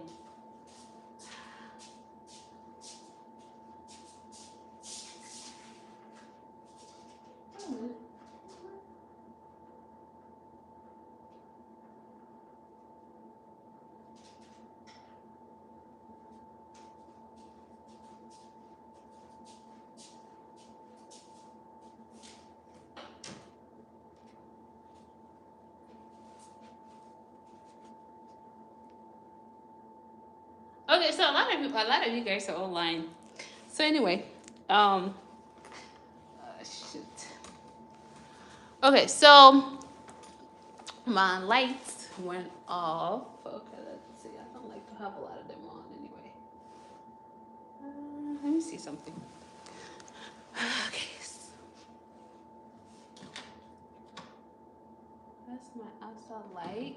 Okay.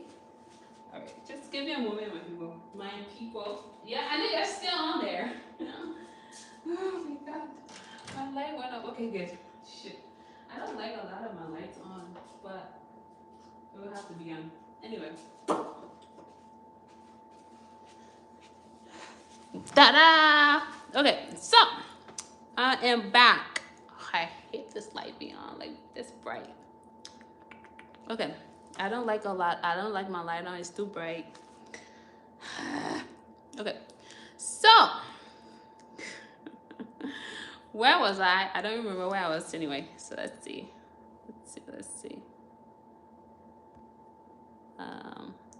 LEC, girl, you wish that was LEC. Shoot, LEC be doing some crazy things.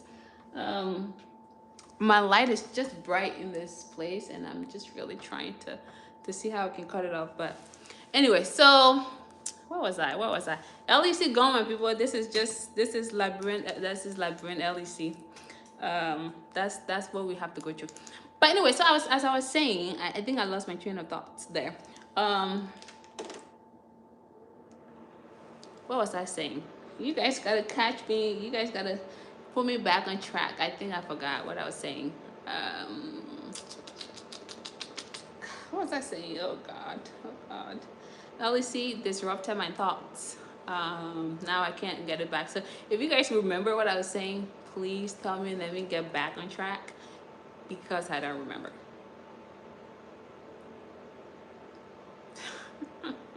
Okay, let me think. Let me think. What was I? Okay, so I was talking about the poultry farm. I just recall. So you gotta invest. You gotta invest in your staff. You gotta invest in whoever you are bringing to your business because obviously you're not just exactly farming. This girl knows. You know you are not only putting money in your business in terms of your startup cost, but the staff you bring onto your business, those are also people that you need to invest in. Okay, so that is very crucially equally important.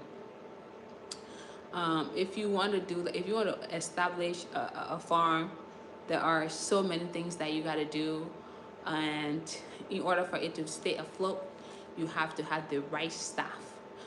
It's very important to have people who know exactly what they're doing. You have to work with people who know what they're doing. They're not just people who are going to be working on the farm, but you have to bring in consultants. I think one thing that I have been doing for some Liberians on here, who have contacted me about farming, not necessarily poultry farming, is to link them with my colleague in Kenya. He's Kenyan. When I started to go into other agriculture businesses, I contacted him and I told him, I said his name is Peter, and I said, hey Peter, I would like to do a consultation with you. What's your fee? And he said, oh, you're my friend. I was like, nah, this is not a friendship thing. I'm looking to do it for my own business, so I would like to know how much the fee is. And he quoted me a friend charge. And okay, I took that. But then we started to talk more about, because he's very well versed when it comes to farming. That's his area. He went to school for agriculture. He set up businesses in South Africa. He set up businesses in Kenya. Very sustainable, successful, big businesses as it relates to agriculture. So like paying him anything for knowledge, I don't care. I know it's a return on my investment. So I've been able to like link Peter with some people who are looking to do hydroponics. So that's like the aspect of vertical farming. If you have very limited space, how to make that more close. How to keep your land space. And he has been helpful towards people who are looking into cocoa farming. And I'm always available to recommend people to him. It's not a once it's my referral, he's able to like help you. He's always willing to fly to other places. As I make my way to Kenya to the pineapple plantation, he's going to take me there because I need to meet with some of the stakeholders and see how they've been transporting their stuff to Europe, and see what type of partnership we can also establish with them. But anyway, so you have to invest in your business. And part of that is the staff and people that you work with, and even the other stages. Like right now I'm writing somebody's business plan. I don't know if she's online right now, but I'm writing her business plan, and one of the things I told her was that we got to bring Peter. I'm not well versed in onion farming. Like I'm not, or and other things that she's trying to do. I'm not gonna give everything away, but I'm not. So the best thing is to link her with somebody, and that's part of my recommendation is that you talk to this person, even if we got to fly him here to teach the staff how to get this farm going and operational. We can invest in that because that investment comes back into your business, and so that's what you're going to be investing in. So it's very, very important. And these are people who are looking to go into the agriculture sector.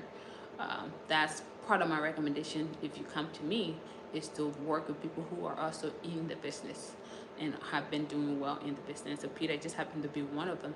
The other strategy that I have used is to network with Mexican farmers. So I have some people within my network who are in Mexico who have businesses, farm related businesses, and that's through the networking application called LinkedIn. So you go to LinkedIn, you sometimes just put in keywords and connect with people and say, hi, my name is so and so. That's, I like what you're doing on your page. Just study people a little bit and then come back and say, I would like to keep you within my network. I see you're doing this and I'm also doing this, and how can we talk more? And you build your network that way. Um, Instead of just immediately going to somebody and asking them for something. People knowledge isn't free.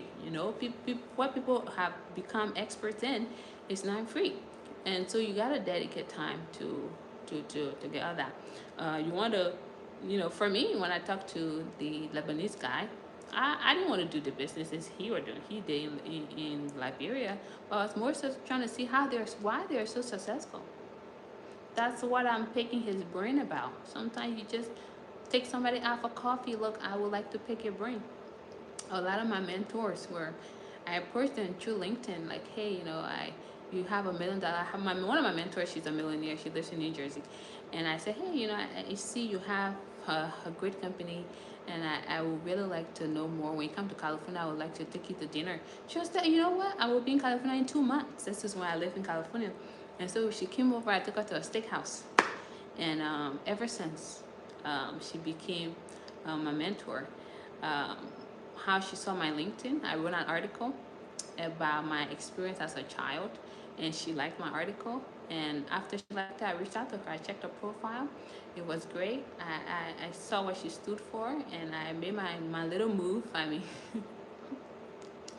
yeah, some of y'all like to shoot your shot professionally, and I made my move. And today now she's my mentor, and she's a millionaire.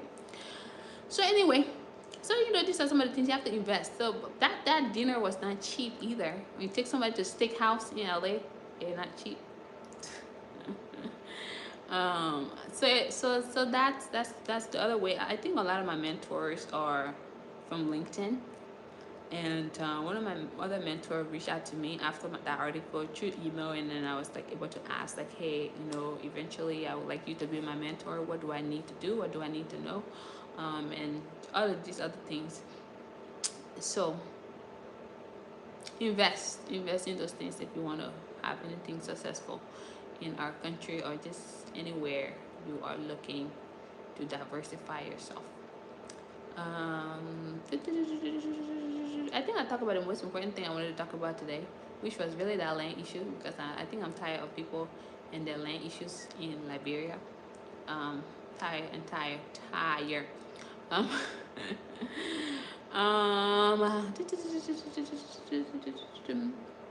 what else? Do you guys have any questions? I think there are some comments that I have not really addressed here. Let's see.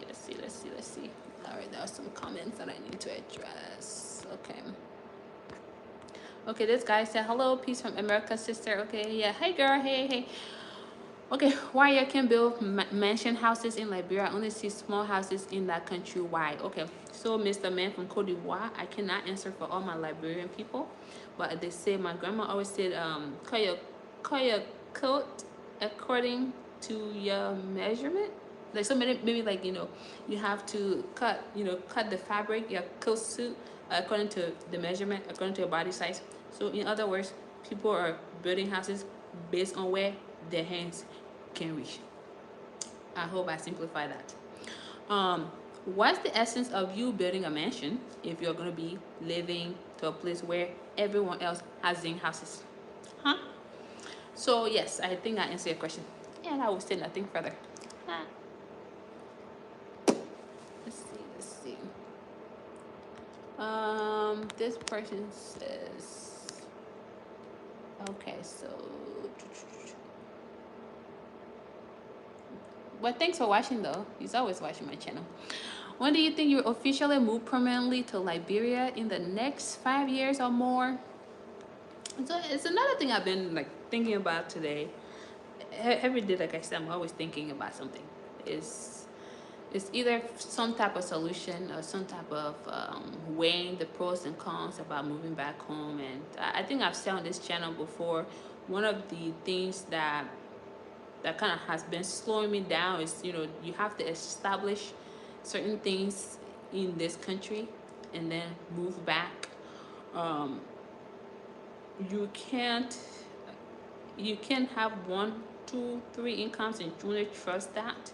You have to, in order to get to the goal that I am looking to reach, that I need to have 7 to 8 incomes. um, and so moving to Liberia is contingent on health. It's contingent on my health, and that's just not physical health. It's contingent on where my mind is mentally. Um, Kids, when I have them, and other factors, because I don't want to decide. I'm not going to be deciding for myself within the next 1 year. You know, other things will come into play, and I have to respect others, and I have to respect um, different things in my life. And so the decision to move back to Liberia permanently, although I've been thinking about it, I'm a little rebel. I told my grandmom about it. I said, oh man, I want to move to Liberia. She said, hey, don't be talking to you. Jide, you coming by here? We're playing talking. I said, Grandma, I want to move to Liberia. She said, I mean, at the end of the day, she said, yeah, I think you're ready to do so. But like I said, the decision is contingent on, I'm the kind of person who would like to go check up most of the time, because a lot of times in healthcare, and many people die because they didn't check what they had, like, what type of illness was going on with them, and then they just pass away, and so this person had this, or they check certain things and it's too late. And one of my fears is, I want to be able to go to the hospital when I feel like, okay, my 3 months is up, my 6 months is up for me to go check very easily and more efficiently. I need to continue to do my research. I need to continue to find the right, avenue for that. I need to factor in, okay, I did my 6 month checkup yesterday, okay, I need to go to the dentist in 6 months time. Where can I find a good dentist in Liberia? Where can I, where? And I'm not saying they're not there. They're there. But I need to feel comfortable with that. Remember, I'm a manager of healthcare. I know how it works. I know what it means for you guys to go to hospital, for them to say, we don't have beds, or send you that big bill. We don't have appointment for you. And I know why they're telling you they don't have appointment for you. So because I know healthcare and I know how it works in this country, I want to make sure everything is aligned before I can move back home permanently in my country. But as far as years,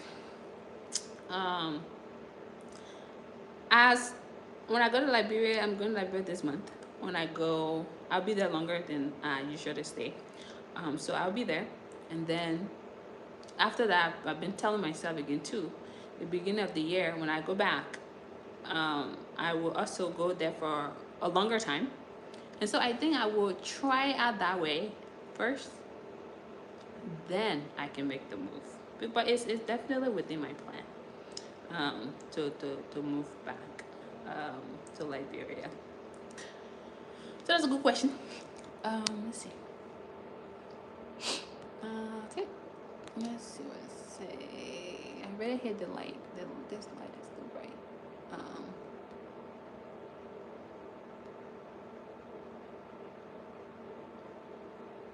So at the end, you can answer my question. All right, let me see. I'm not disregarding your questions. Okay, let's see. This girl's one, oh, Jeffy, whatever. Okay, so at the end, you are speaking Liberian English.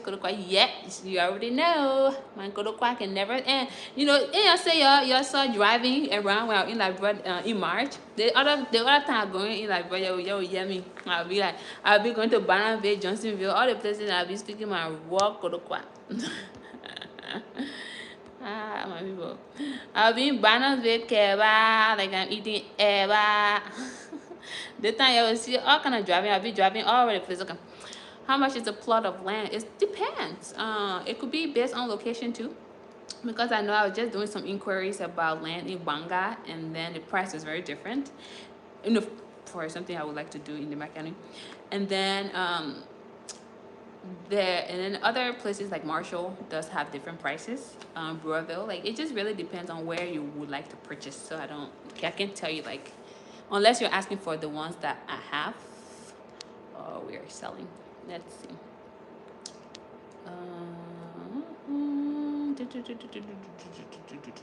This person.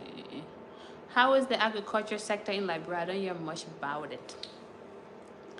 Okay, so agriculture sector in Liberia is, it's a big sector. It's a big sector that has been unnoticed. People really don't pay attention to the agriculture sector. But the simple fact that the agriculture department gives out grants to small businesses, farming businesses, a lot of people don't even know that. If you want to start your farm, you can always go to the Ministry of Agriculture, and they can even guide you to that. This is the one sector that they're looking to get more people involved in, and they can even give out grants. They can even send out field people to come to your farm. Okay, beachfront. So beachfront land is not going for no more than 2,600, 2,600. I think a lot of you guys just want me to answer that, but it can be negotiated. So agriculture is not something that we talk about a lot, but it's very vital, and the department is looking to get more people involved into this sector, because the land space is there. The experts are there. You guys are probably thinking, well, do people really know what they're doing? Yeah, they actually do. The other key thing about the agriculture business in Liberia, this sets other countries apart. In Liberia, if you are importing agricultural products to Liberia, is tax-free. So the machines that you want to order from China for your farm, there's no taxes on that, so you're good. I don't think a lot of people know that, and that sets Liberia apart from other countries. Like I said, farmland is there. They have experts. They have, people who you can increase their skills to kind of catch up with, modern technology and all that. There, it's a wide sector. We don't really supply our own country with some of the food that we need anyway, so it's needed. We have neighboring countries that also would need food, and so that's why when you want to expand your exporting, you can look within that realm of things. I hope I answered that question. Okay, let's see. More questions. My mother. Okay, I'll talk about your mom thing already. Okay, I already answered your question. Why people don't build houses? They put their hands where they can reach. Great video as always, Francis. Thank you so much. This is a very important topic. I will share when you're done. I think lots of people need to know this. Thank you very much, Jeffy T. Warrior can build mansion houses. Okay, whatever. My favorite YouTuber when she speaks good about Liberians. Thank you very much, my dear. Yes, I speak too. Oh, somebody asked me something else on Instagram. Okay. How much is the land? Okay, can I buy land through your? Okay, I have to answer that. Our Liberian brothers and sisters need to build mansions in Liberia. We tired seeing those small, old town normal day. normal day zing my houses. Hey, the people put in their hands where you can reach, man. Don't do that. No, but yeah, we give credit. We give credit to those who were trying their best, but I think we can do better. If you guys need more information on like materials and stuff like that, I recently sent my manager to Ghana to go source out some roofing stuff to bring to Liberia. So I think part of the thing that give Liberian buildings, the look that it shouldn't be giving is the roofing. A lot of times we use zinc because it's more affordable, depending on if it's like a short-term, long-term plan for you. For any projects that you guys see me do personally, those if I have zinc on my building is for two reasons. One, because it's a short-term plan, and two, because of where it's situated. The property by Robertsfield Highway, by the water, the entertainment center is intended to have that roofing because it's by the water, and that aluminum specific one, it is supposed to, it stands the water, the breeze, because that river is very close to the sea. Actually, if you drive, if you take the boat to on the right side looking straight this way, like standing in front of entertainment center, on the right hand side you can take a boat to go to the sea, on that side. So the breeze there won't be good if I put like a certain kind of roofing materials, so that has to be considered. But other people who use different roofing materials, because most of the time it's just the budget, you know, these like roofing materials that we see, those really pretty roofing materials, some of them like cost like $10 per piece. So if your contractor is telling you like you need 2,000 pieces, you do your math. A lot of people are like, why would I want to pay roofing for that when I could just put like a building down? Let's see. Let's see. Look at the other question.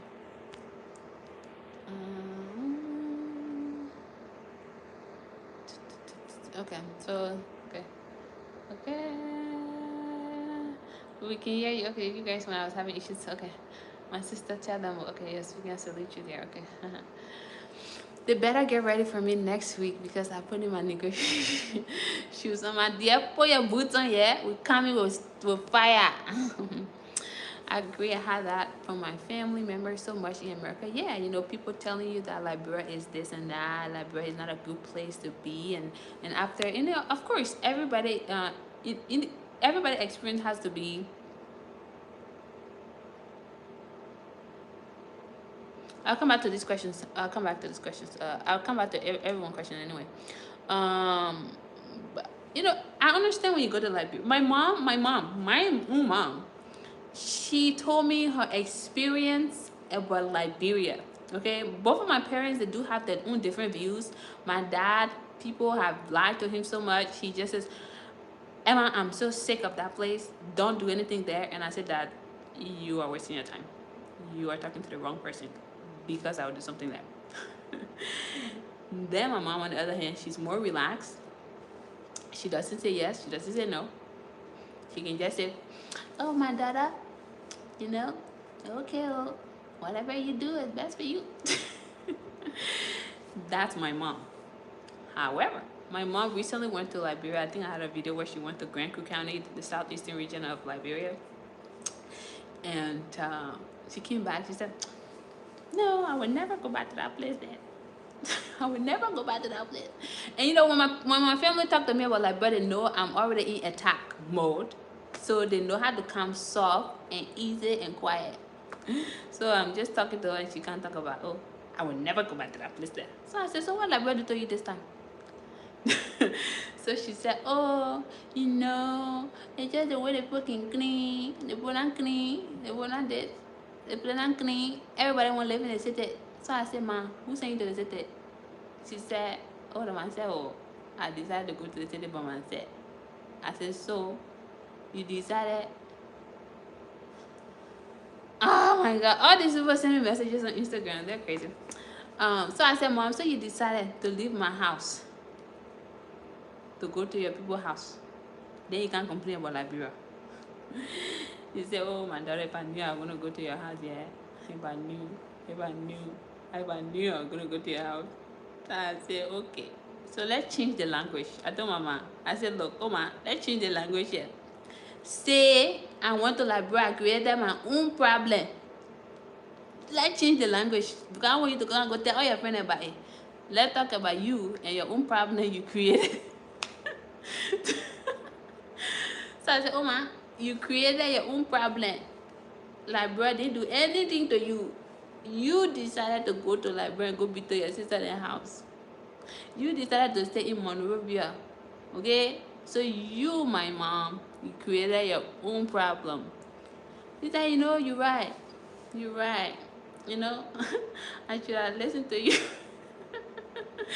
Sometimes when I'm in an attack mode, when they want to talk to me about like friends, anything bad, they know I will ask them what kind of problem they created for themselves first before we can talk about Liberians. Then I can say you bad. I don't know why I even tell you. I said because you're not going to say the right thing when you go to somebody else. You will say the wrong thing, and the person who not smart, they will take what you're saying, and then they will just start running with it. And I asked somebody, I'm misinforming this place there. And then she said, Mandara, you're right. So, you know, stop that. Stop that. Anyway, so that's that. Let's see. So stop spreading negativity. That I think that's the bottom line. Um,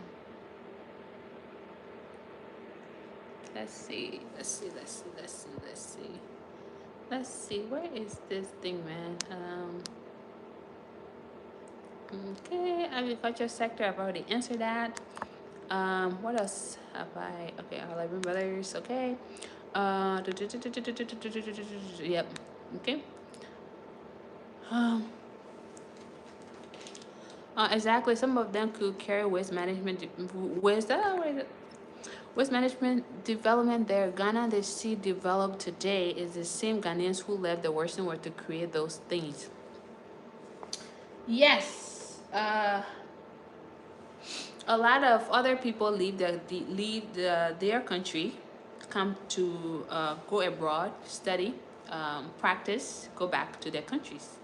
I had a friend from Japan, and when we graduated, she said, "Hey, I'm going back to Japan," and I said, "Why? Why aren't you gonna practice? You're so smart and you can get a job relatively quickly." She said, "Yeah, because we gotta go, develop Japan. Japan is already developed."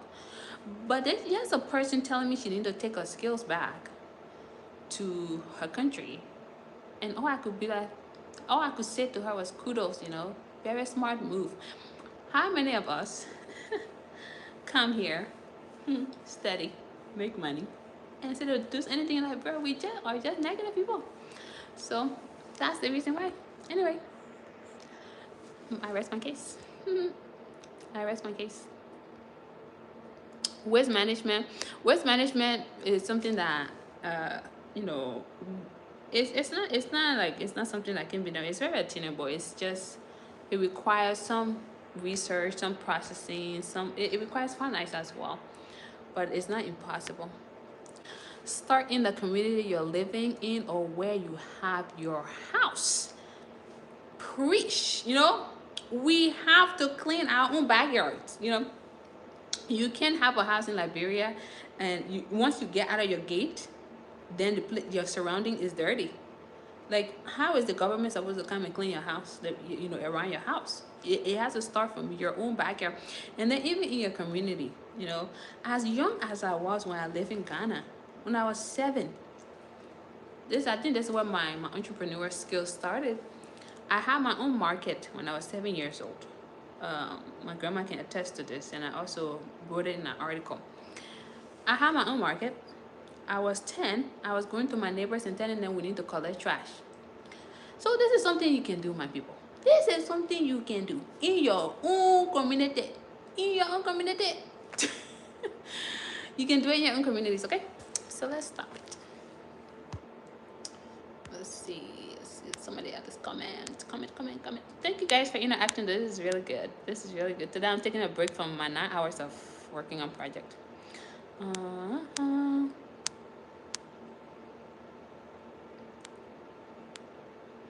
You speaking facts, it's sad. Thank you, my sister. Some people have small stores, but working together would be nice. Yes. People have some more. Yeah, you have some more store, but if you combine and work with other people, it will really help. It will help to spread. It would be helpful for your store. It would be helpful for marketing. It would be helpful to save operational costs. It would be helpful in so many ways that you don't even expect. But this thing of me, myself, and I, unless it was already established, You can even think of a partnership. But my uncle recently told me though, he said, Emma, your businesses are already established, please don't bring partners into it. I had to think about that very closely. A lot of people don't have my work ethics. That's because when I'm working on a project, I put so much time into it, and then when a partner comes in, they can keep up that energy. So I don't like, I don't want that kind of confusion. So that's what he told me. He said, because just because you work 10 hours on your business doesn't mean the next person's going to work 10 hours. And I don't like that. So that's why it can become a problem. If I already start something and it's running, for me to have another partner is hard, unless you're going to match the same time energy, because both of us can put money in. Anybody can put money into a business, but putting money into a business is not the thing that it's not the only thing that sustains a business. You got to put in time, and a lot of time most people want me to do the work by myself. And if I'm doing the work by myself, putting in the money, why can I have my own business by myself? And so that's the issue when I've already have a business. But when it comes to working together as a start, time does also matters. But I think the ownership percentages can be better discussed if I'm putting in more of the time at the beginning. But if I already have something established and somebody come and say, hey, I want to partner up, unless you're becoming a limited partner where you don't make decisions, I'm okay with that. But where you want to be uh, you want to have that ownership of day-to-day operational things and you're done putting enough time, that's when I say no, I cannot partner up, because I put so much time into these things, and I can't have somebody that's not matching my energy. I can't. I just can't. So I see.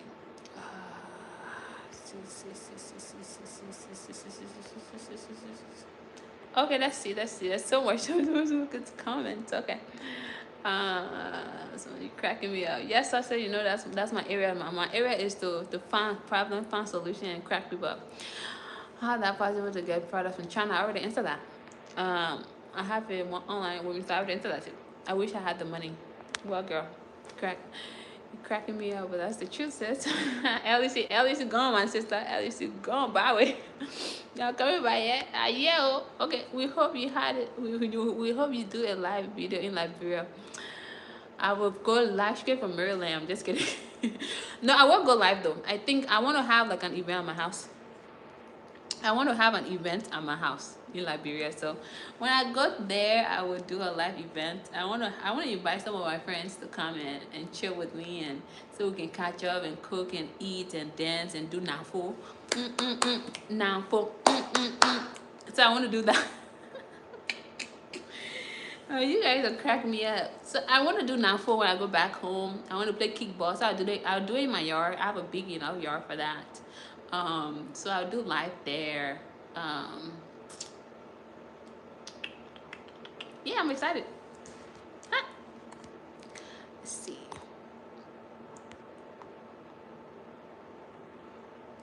Can you go over prices of land again? Oh my God, I probably told you. Beachfront, I already did that. You selling farmland? Yes, we are selling farmland. We actually have 2 clients going to ball mines. Today is Tuesday, in Liberia is Wednesday. So we have 2 clients going to the farmland Wednesday and Thursday. So we do have farmland that we're selling. We're showing them those 2 days. So if you're ever needing farmland, you have to make an appointment to take you there. Okay, so let's see. Can you go over? Okay. You need to find more land in Liberia so people can buy directly from you. That's a good idea, but when before I acquired land in Liberia, it takes me months because I'm doing some checking, major other things that I do that sometimes would make the seller, the person who's selling the land, can tell me, say, no, never mind, this person is too hard to deal with. So I don't just go acquire property. I do like months of checks. Sometimes the longest this Greville land took were 8 months of checking. 8 months, and I had to even go back again in March. you know, because I have my own property there that I bought 2 years ago, oceanfront, and I had to go and do more checks, and some of the owners are like, oh my gosh, it's so hard to deal with.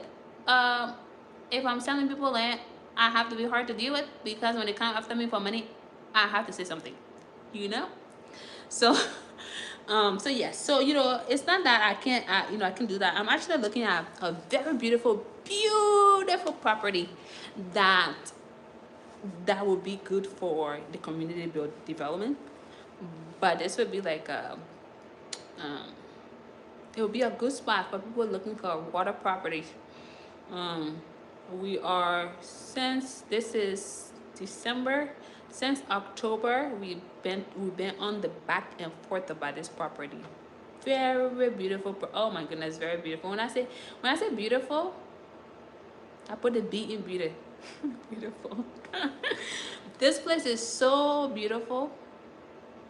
But that's a place that I want to make sure all the checks are done. Like everything is perfect before I can come and tell you. I say, oh, there's a land so and so places and so. No. The next thing is that my lawyer got to go back there again to go and check.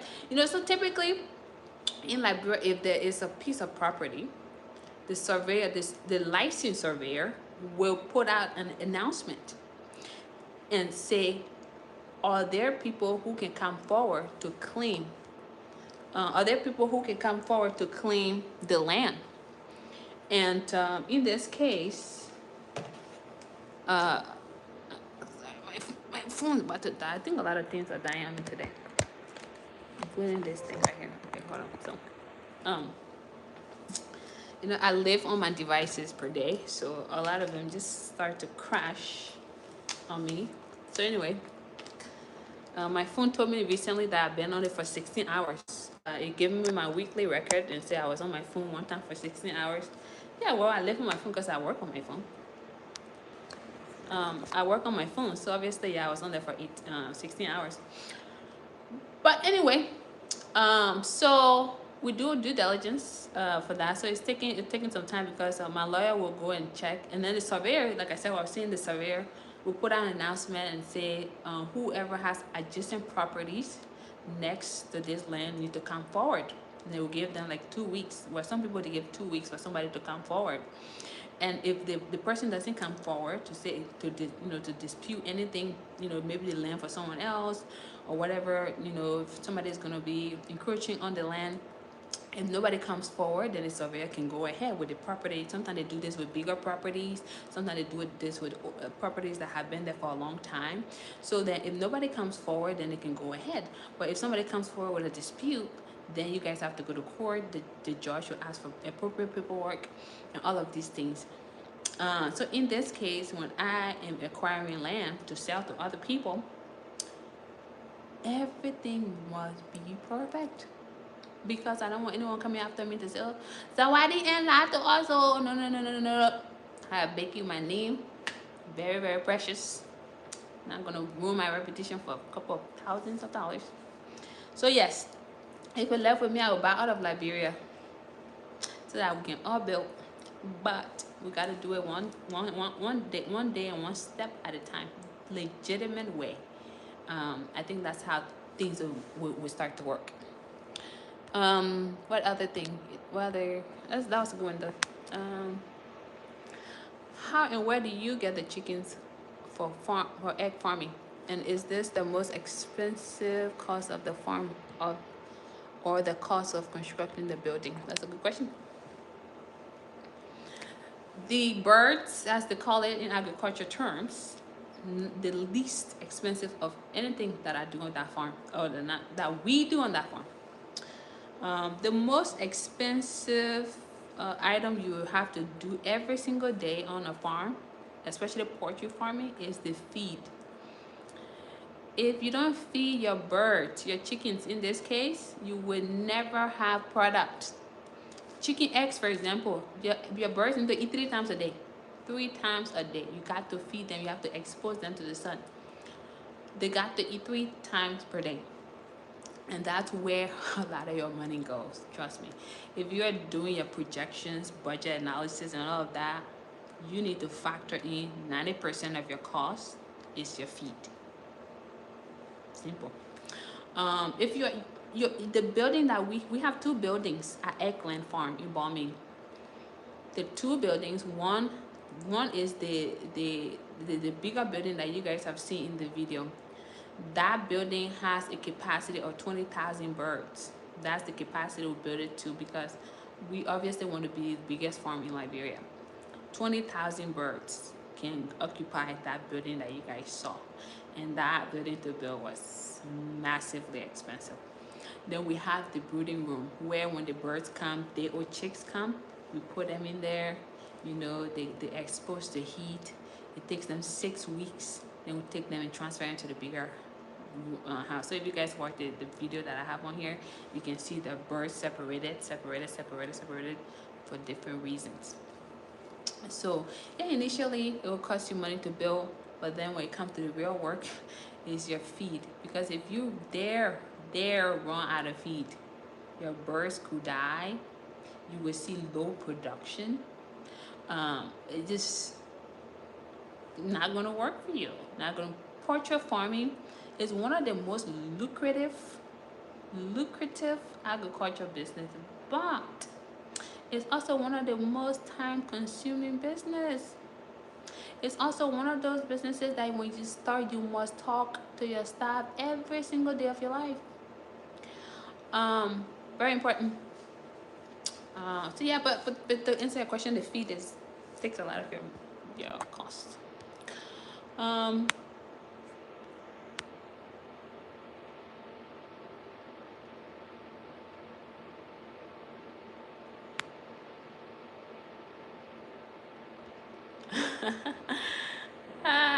Okay, so you guys are just cracking. My dad is the same. Yep, his YDM is your number one fan. Hey, number one fan, GPT. Thank God my mom is not like that. She went there last December and she loved it. Let's see how my experience will be. Girl, you're gonna love it. I'll see you there, I think. Yep. My mom is like that. She was like, oh my gosh. You know, my mom is so funny though. She made a point, and that's where I think I told her, I said, I think we can have a conversation now. Anything else you want to say, please don't say it to me. You can go say it somewhere else, but not to other people, but in your own house.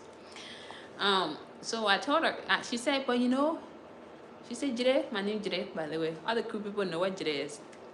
She said, Jide, you know, even though Monrovia is very dirty, that's our mama. She said, but you know, the interior part of the country is so clean. So I said, but who took you to Monrovia? Whenever she said that, I said, well, who took you there? But she said, but you know, the interior part is so clean, my daughter. But I said, because so many people live in Montserrat, they are lazy, okay? They're lazy, they don't want to have anything to do. But people in the interior, you know, they know to keep their place clean. Oh, that's my mom. Oh, hey girl. So she said, yeah, today. I said, yeah, but so I asked her, I said, Mom, did you ever took your time to go to other places? She said, yeah, I went to Ralphie Highway. She said, they put building. I said, good. What else did what else did you observe? She said, the people just work in the money, they don't clean their own house. The only problem is the cleaning problem. So I told her, I said, nobody sent her to Monrovia. Nobody told her, say, she wanna go outside of Monrovia to go be there. Problem solved. My mom cracked me with that hot stuff.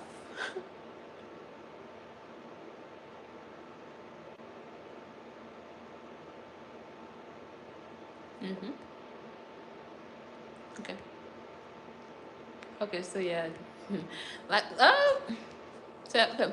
Liberians will have to fix Liberia. Liberians will need to fix Liberia to stop depending on others to do so. Yes, I agree. I think, and then I've said many times, we have to be the change that we want to see. We got to make our own contribution to Liberia's development, and that's where all of us come in. And I will always applaud those who have been trying their best and who those who have actually experienced inequalities, and those who've actually been lied to, but yes, still they continue to press forward. They continue to re-strategize. I talked to a very young, interesting young man today. Very. He's a visionary. He sees beyond, and we talk, and he called me today, and we talk about the community. We talk about other things, and he told me his story. After listening to his story, I told him, I said, if he didn't have a vision, if I were him, if there was no vision, I would never do anything in Liberia from his experience. But the vision is bigger than what happened to him years ago. What he needed to do and is doing now is to re-strategize and refocus. So if this happened to you before, maybe you work with family members that lied to you, go back home. Don't use family members. Re-strategize for something else. And so, we can find that balance to be able to make the impact ourselves. Um, okay. You need to activate your super chat on YouTube. Girl, I have to. There's so many other things I'm learning about YouTube. And I have to. Recently, I attended a class, YouTube class. This guy was live, talking about other things on YouTube. As always, I just try to make things better than it was. So I think a lot of you guys have seen my videos are edited differently now, because again, like I said, I see the problem. I try to fix the problem. And I realized my videos were not having great quality, and it's not that it have like perfect quality, but the editing has increased, has gotten better. But like I said, things does take time. So yes, that I will find out how to do that, and we'll move forward. Let's see what the other one. Super chat. Okay, that's my mom crew name today. Your mom crew name is today. Okay, girl. Okay, so I missed this comment. Another YouTuber just visited Liberia and Sierra Leone, and he stated both of these countries have serious problem with trash. Better see, what is it? Trash up and cleanliness is the truth. Okay, so the YouTuber's experience with Sierra Leone, I cannot validate nor can I say anything about that, because I personally have not been to Sierra Leone within the recent years. So I can speak to Sierra Leone. However, I go to Liberia twice a year, and I think I talk about the issue of trash. There are communities in Liberia that um, you see fewer areas where trash is present, or it's not as let me find the term. Okay, it's not bad compared to other places in terms of trash being on the floor. For example, Mamba Point. I did a video when I went over there. Yeah, I mean, it really depends on the area. There are parts of Sincor that when you go to, is also not very dirty, as I would say. But there's more work to be done. So whoever reported that, it needs to be clean. Yeah, absolutely. And that's where the waste management come into place, because some people are very eager, very curious to help clean. But the other thing is, where are they putting the trash? Where are they putting the trash? You can do so much with cleaning, and that's why things compile, and environmentally it's not safe. People are inhaling these things. People are burning, which is also not good for the lungs. There's a lot of environmental factors that are coming into play that people don't understand as it relates to waste management. So yeah, so I believe the country does need to do better when it comes to that aspect. Yeah, maybe, bro, everybody's cleaning, and these people are doing this stuff every Saturday, but nobody dare to care to ask, where does the trash go? Uh, I think it's very important to raise that issue as well. All right. Okay, the cleanliness of Liberia is no different than some urban cities in the U.S. There's a big difference between downtown Chicago and the South Side. and west of Chicago, the Black community is aware. Absolutely. I live in the city of Portland, and I live in the state of Oregon. My community, where I live, there is no trash. I think you guys have seen, I did a little tour of my community. However, if you drive like 2 miles, actually 2 miles, one, two, three blocks, six. But if you drive like maybe a mile up the street, you see homeless. You see trash all over on the sidewalk. But we don't talk about it. And I'm not giving an excuse, and I'm not saying Liberia don't need to handle its trash problems, but it's just everywhere. Some people just try to do much better. Black community is always left behind. I'm not gonna say I don't agree nor. Oh yeah, Mariboy, yeah. Yes. Yes. There's a lot of disparities within our community, Black community. I would say, African Americans, as some people want to call it. There's a lot of there are a lot of inequalities going on as far as funding, resources, underdeveloped communities. You can take, for example, what happened to Flint, Michigan. The water system thing and how long it has taken to really talk about this topic. Some of these communities, you go like places like Arkansas, like Alabama, like you go to some communities, it's like, really, is this 1920? Mississippi, very not just like not the physical aspect of things only, but when you go to some of these states, you see the disparities across healthcare. Mississippi have one of the worst healthcare system in the whole country, and people don't talk about that very much because it's not overt.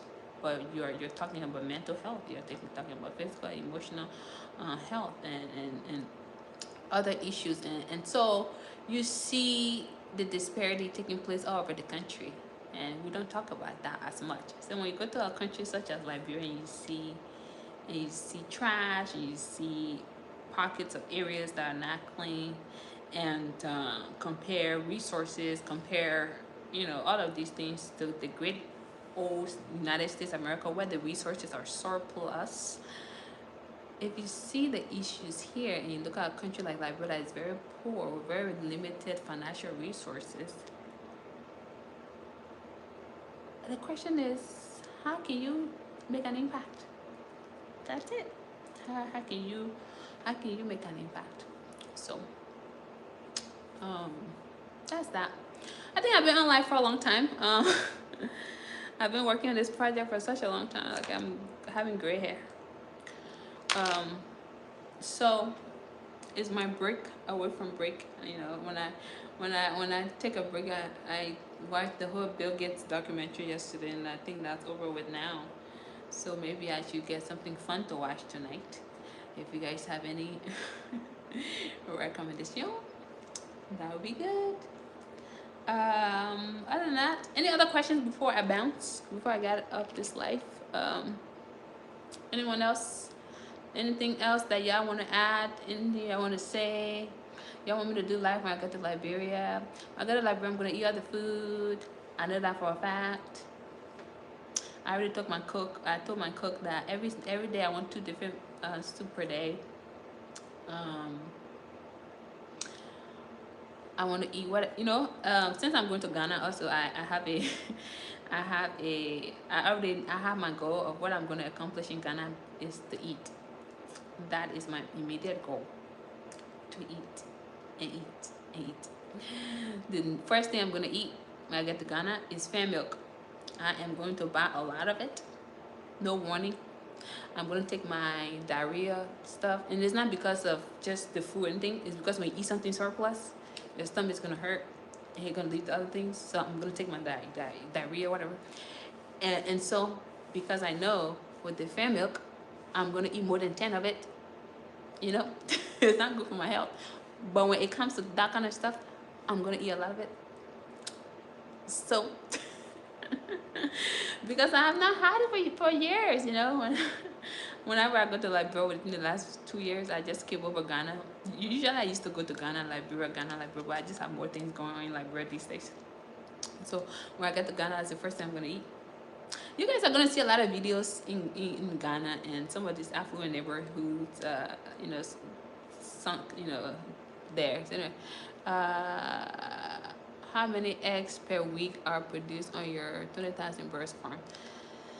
So, so I've already told you guys is the production is changes per day. So if you have, oh, Ghana will be your second home, Liberia is your first home, my girl. If you have 1,000 birds, on average, if you fed them well, they're all in good condition, they could lay 1,000 eggs per day. But if there are other factors in terms of laying factors, maybe feeding factors or health factors, deworming factors, vitamin factors, antibiotics factors, it's just so many other things that you have to consider. Then you could be looking at like an average of 80% of production per day. On average, we get 100% production, per day. As I told you before, we started with 800, we climb up to 1,000, and then 1, 2. So like it goes like that. The only good thing I know about that I know about our farm is that our product go very fast. Is sold out relatively quickly because there's a specific supermarket in that Monrovia that says, I want you to supply all the eggs to me. And I said, no, this isn't no monopoly. No, this is not monopoly. No, we got to supply to everyone else, okay? You're not just going to take every egg that we produce. But I've already answered your question anyway, as far as production. So if we started with 1,200 birds, obviously the production sometimes can be 80%, sometimes can be 100% per day. But we're not selling it to one store per day. We're selling it to retailers, so our other market women can. This is why it's very important to get in a place of decision making, if you're a business person, because the Lebanese shop that is in Monrovia that want us to supply all our eggs to them, like, why do I need to do that when I have my brother and sisters here who have the shop, wants to pay the same amount of money to go sell it to make profit themselves? Doesn't make sense. So you got to be in a place of decision making to be able to say, no, that's not my business model. That's not the strategy I want to use to just sell it to one person who is then going to sell it so expensive to everyone else. So yeah, that's the thing about this egg business. It goes fast, but one person wants to control the market, and you just got to put on your boots and say, no, ma'am, no, sir. So anyway, I keep telling everyone this channel that getting into business is not just about the money you make, it's the impact that you make. If I just one day get up and say, hey, Mr. Sano, manager, supply the eggs under the Lebanese shop, my brother and sisters who are in Douala looking to get the eggs are not going to have to supply their customers. What type of sense does that make for their business?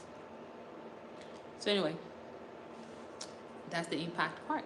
You got to distribute it to everyone, and let everyone take it to the market and make a little profit of what they're selling too. So these are some of the impacts that I talk about. You have to be at a table the way you make the decision for your business, and it has to impact other people. It's not just that the money gonna come to our pocket right away quickly. Consistently we're gonna supply to the shop, but market women too need it. They need to make profit off the eggs to sell when they buy a wholesale from us. So anyway, my people, I think I've talked a lot, huh? I think I thought that, when I went to Liberia, when I was driving all over the place, people were like, they get talk too much. So I said, hey, when I be boring on my video, I will still call me boring on this channel. So I just be myself. Me, myself, and I. Anyway, so any other question? I think that's a very good question to leave by. What is important? One other thing that, like I said, is very important is staff. You need to Yeah, yeah, yeah, yeah. For the land that we sell, everyone on this channel who have purchased land can attest to it. When before I sell your property, I will ask you what you want to do with it. Then when you tell me what it is you want to do with it, the next thing I tell you, do you have a family member that can go check to make sure I'm not lying to you? That's the second thing. Like I said, my name on this channel is very much so. And my name, the integrity of my name is important because I have businesses in Liberia and I have business in the US and I have partnership in the US. If my reputation become ruin my business, everything will become like it would just fall, and then my staff who work to support their family will no longer have jobs, and my stuff I have going on here will no longer work because of bad reputation. So your little $1,000 for your land don't do anything for me. So you want to land, you send your family member there, they go do their checks. I always recommend, please call your family member on video so they can see it, for you to see. You see your land, you are happy with it. You are happy with it on your land, but the land, and that's how most people say, you know what, let's go ahead with the deal. And before you can even send me money, I said, don't send me money. Please don't send me money. The next thing is for us to get into a contract. This sets me apart from anyone else that sell land. Like, bro, go and ask. We get into a contract, a binding agreement to protect me, to protect you. You get into a contract, you review the terms, you docu-sign it. To that, I did a docu-sign with one client. She's watching. I'm sure she's watching. She's watching. I did a docu-sign with her. Actually, the docu-sign thing is still open right now. Oh shit, where did it go? Shit, where did it go? Yeah, so we had to do a docu-sign right here with her. She bought 2 lots today in the community, and we had to do that. So you sign your contract. You review. I tell you, take your time, review your contract. You send 70% of your funds. The land payment is done. Then we cornerstone your land. We take it to probate. We take it to archive. We notarize it, and if you want us to DHL it, we DHL it to you. That's how it works typically. Some people ask me, like, for the ocean front, can I do down payment? It really depends. It's the ocean front. Like, where are you going to find the price of my ocean front? Where are you going to find it? So the ocean front, I could work with you, but it's not going to be long term. Like, it's not your price, whatever you pay for the ocean front, in terms of payment structure, it's not going to be that. The community, I'm a little lenient with the community. As you know, I work with people when it comes to the community because the vision is bigger. It's a bigger vision. So the more people become part of it, the better the ideas come and flow into it. So, somebody say, hey, Emma, I can pay you within 2 months, whatever. Let's do a payment structure. I work with you. But any other land, I don't. You pay as it said, and that's that. Let's see.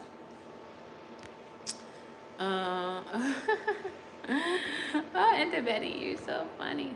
You say, okay, I need to buy some land before. Yeah, this is what I told you prices. Okay. Do you offer training on your farm at the moment? Okay, so I did say that recently on my poultry videos. We are going to be offering what is it called? I'm going blank. The term is need to come to me, but we are going to be offering internships on the farm. Not the end of the quarter. This is December. All right. Hold on. April, May, June, 3, July, August, September, October, November, December. The quarter ends this month. After this quarter, next year, we're intending to bring young students who wants to get into agriculture to come to the farm to learn. So that's all I can say as far as that. We are also expanding, certain things to see how we can include, classes, workshop. But again, like I said, We want to do things right. We don't want to do things in a hurry. We want to be able to solve some of our own issues as it relates to feed, because feed is one of the most capital intense. If you can solve the problem of the feed, you will become a quick millionaire when it comes to poultry, because that takes a lot of your money. So that is the puzzle we are trying to solve. So we are almost there solving that puzzle. When that puzzle is completed within the next quarter, then we can now say, ta-da, we're ready to teach people what else to do. But as far as bringing young students to come and learn, that is something that is already within business. That has been within this business plan a long time ago, to offer internship for people to come and really learn, because everybody can go to PhD. Like everybody can get like PhDs. People need to go back to the soil. People need to do trade schools. People need to do other things. And so if we bring 2 to 3 kids, not even kids, like agriculture students who study agriculture, to come and to do their hands-on work, that's okay. The concept now of payment is what I'm saying, because do we pay the interns? Do we let them do it for free? The thing is, with me, if I pay the intern, it's an investment. The intern might work for me later on. So anyway, so these are some of the things that we're looking at. All right, let's see. Oh, let's see. Okay, let's see this. Okay. Uh, or do you recommend a new farm to send their staff to Ghana or Kenya? I don't necessarily say a new farm should send their staff to Kenya. There are organizations. It's the USAID. I don't know if you heard of USAID, but they do provide farming workshop. I have a video coming up about that. I talk about that. I recorded already. I talk about that in that video. But the USAID is there. Trust me, utilize the Department of Agriculture. I'm telling you. If anybody charge you 1 penny, send me an email. Okay? If you reach out to them and say, look, I have a poultry farm, or I have a farm, I need help. If they say, oh, if somebody from that department charge you 1 penny to go and help you on your farm, and when I mean help, if somebody supposed to go there and brush something, you of course will need to pay for something to brush on. But if somebody's going there to consult with you, give you ideas, and help you succeed, if they charge you, just email me. That's all you do. And I will help you. Because at the end of the day, we are trying to have these businesses, and nobody should be trying to charge people things they're not supposed to charge. So you've heard it here first. If that person does charge, all I have to do, their Department of Agriculture. This person trying to bring business into your country, and this person charge them, blah, blah, blah, blah, blah, blah, blah, blah, we're done. So anyway, there you have it. Next.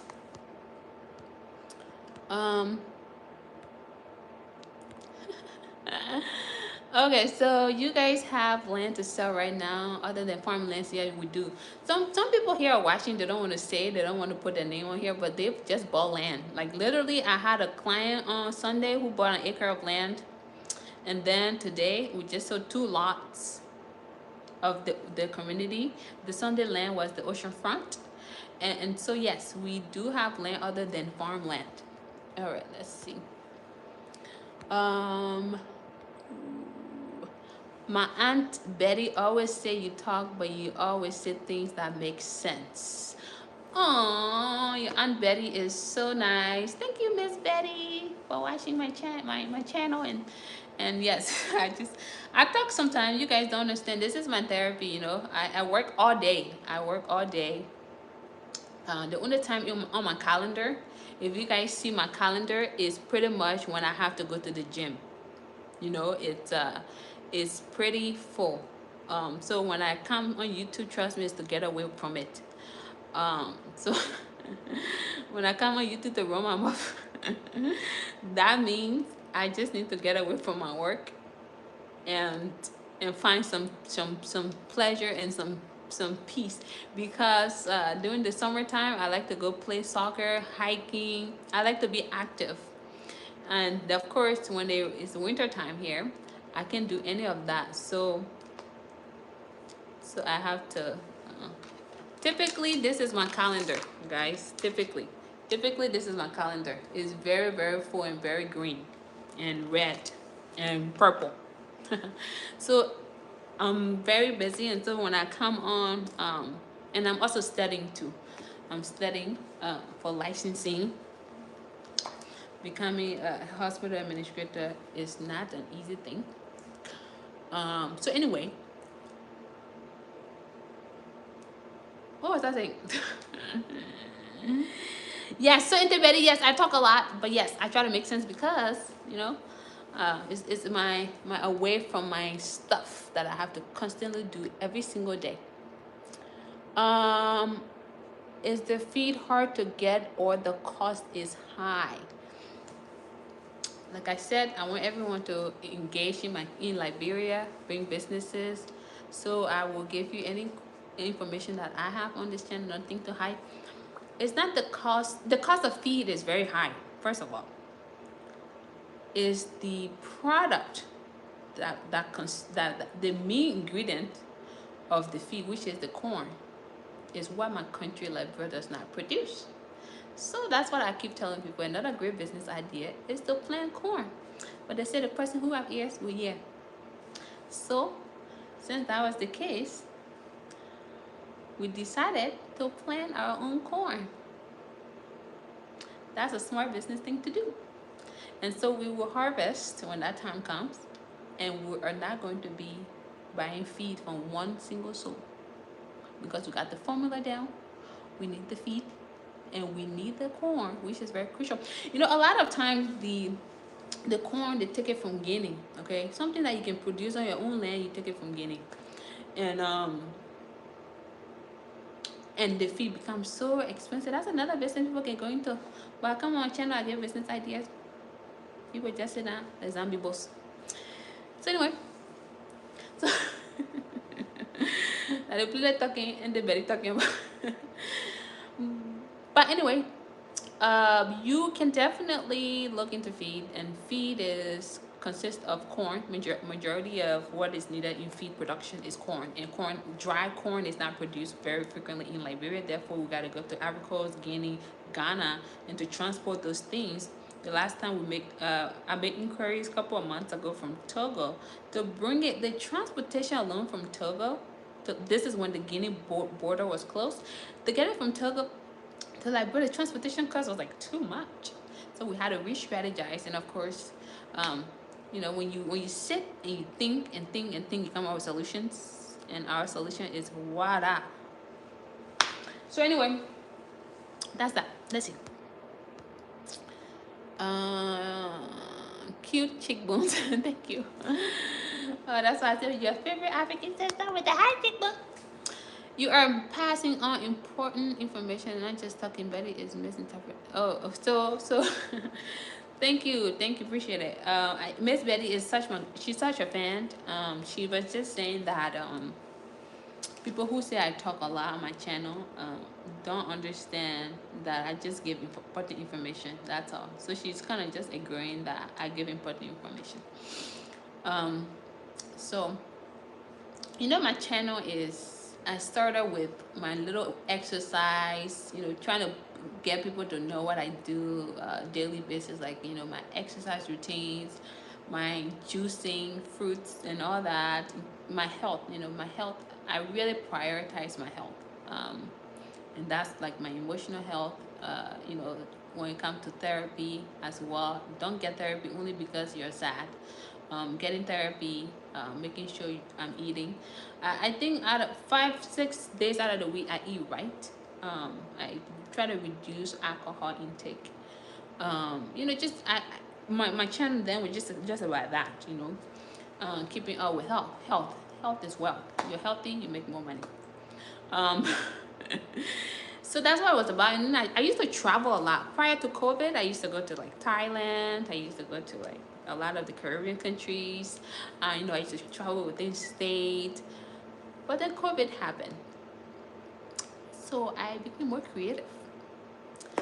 And thanks to Mr. Jeffy T on this channel here, who's commenting and running his mouth, for actually bringing this inspiration to me. Because one day I texted him and I said, "Hey Jefferson, who owns Liberian TV?"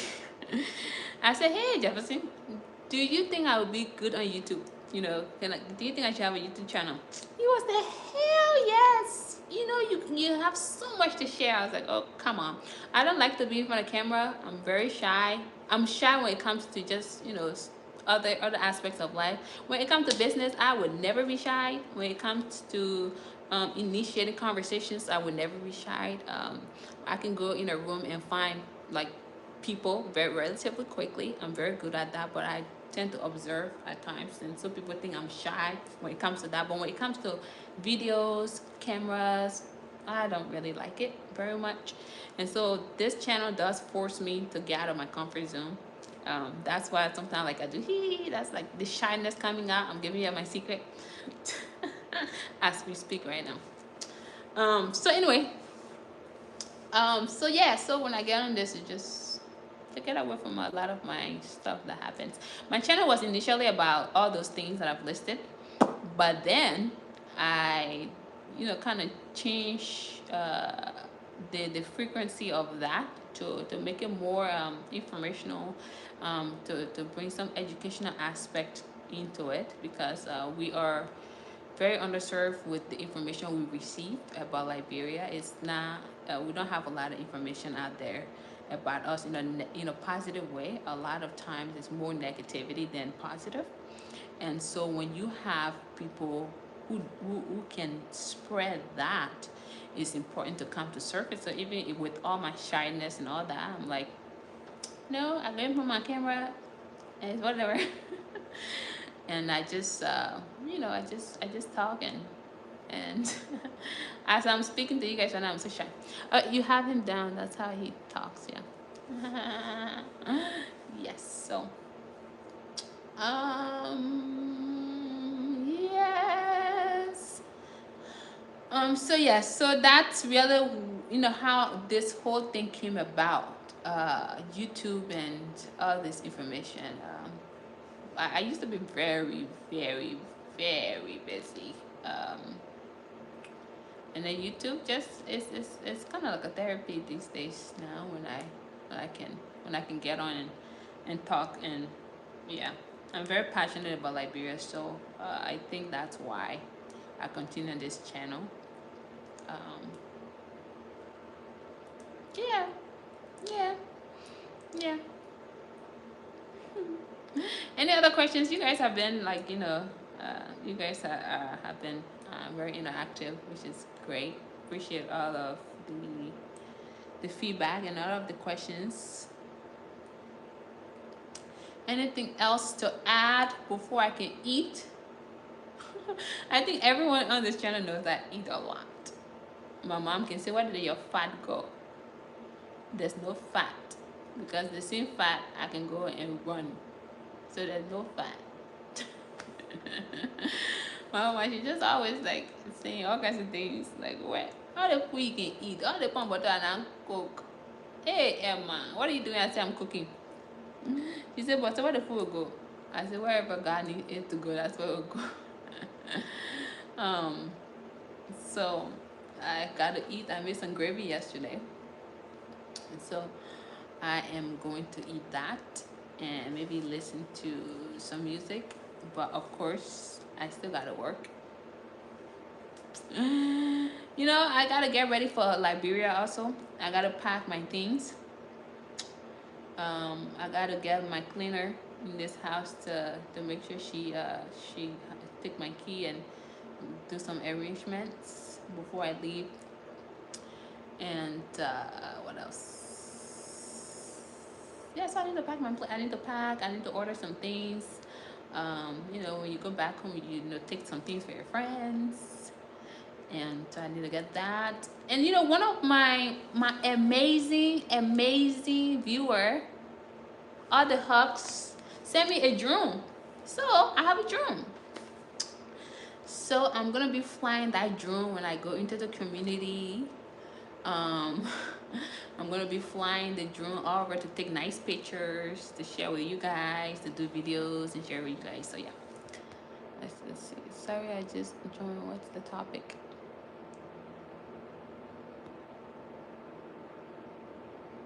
Yes, you're beast. As much as YouTube is saturated, right? But it has money if you find a niche and you know what you're talking about. Oh god. Okay, I'll come back to that question. Um,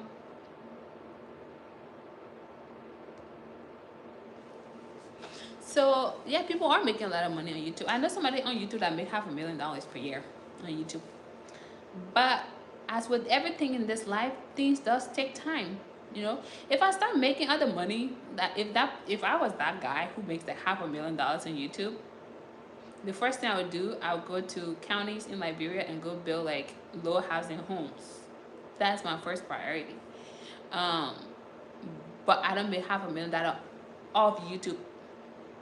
I'm talking about liquid now, okay? So we're not talking about just assets. What Auntie Betty means, you're not just on social media talking bad about Liberia, you're always educating people. Yes, oh yeah, I understand Auntie Betty, 100%. I know, if I were on Facebook twerking right now, maybe thousands of people would be watching. But you're not gonna get no twerking video from me. Funny. Okay. So the topic somebody's asking what the conversation is about.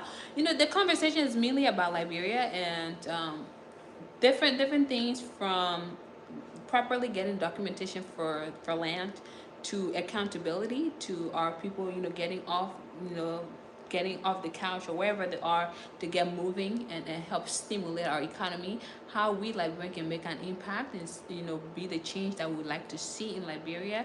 I talk about waste management on this channel today, that we can look into waste management and how we can help our communities in Liberia to get clean. And when we clean the areas where the trash will go, I also talk about poultry farming, people who are looking into poultry farming on this channel to get more information. I talked about that, and others ask questions about land. Yeah, and other people ask about land and how they can acquire land, legitimate land. I talked about that earlier. And also, the negativity that some people spread about our country, and how we need to desist from that, because it is causing so much anxiety amongst people, and how we need to set examples instead of constantly talking negative things about Liberia, because this is not okay. It's just so many things we've been talking about on this channel. A lot of people are very impactful in being a part of this conversation. And others were asking me about my relocation to Liberia, and I've also stated why I'm not there right now, but eventually that's where I want to go. I want to be able to go to Liberia, and I want to put down one of the best, or work with people. I don't even have to do it individually. To work with medical professionals, to have one of the best hospitals in that country, And I have had discussion with a friend of mine who is into the medical field. She's a Liberian girl too, and she said, you know, okay, so when I finish, I would like to do this and that. And I said, count me in, because obviously that's my area. Everybody got the area, but healthcare. If I could tell you how healthcare in this country run, you guys will all be, your mouth will open. You think people really care about you when you go to the hospital? Think again.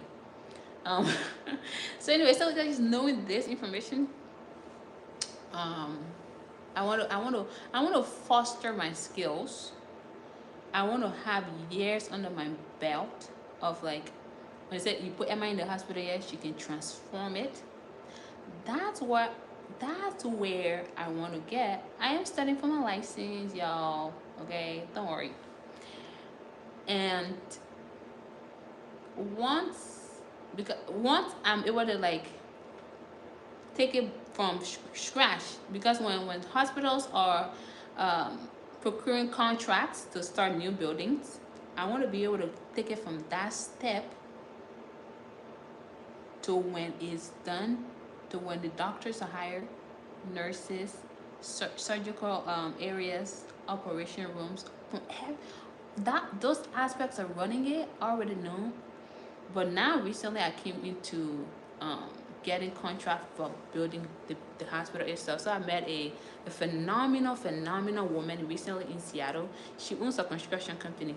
So a lot of her contracts though are hospitals and other commercial businesses. So I was picking her brain, talking to her. That is something I need to get well versed in.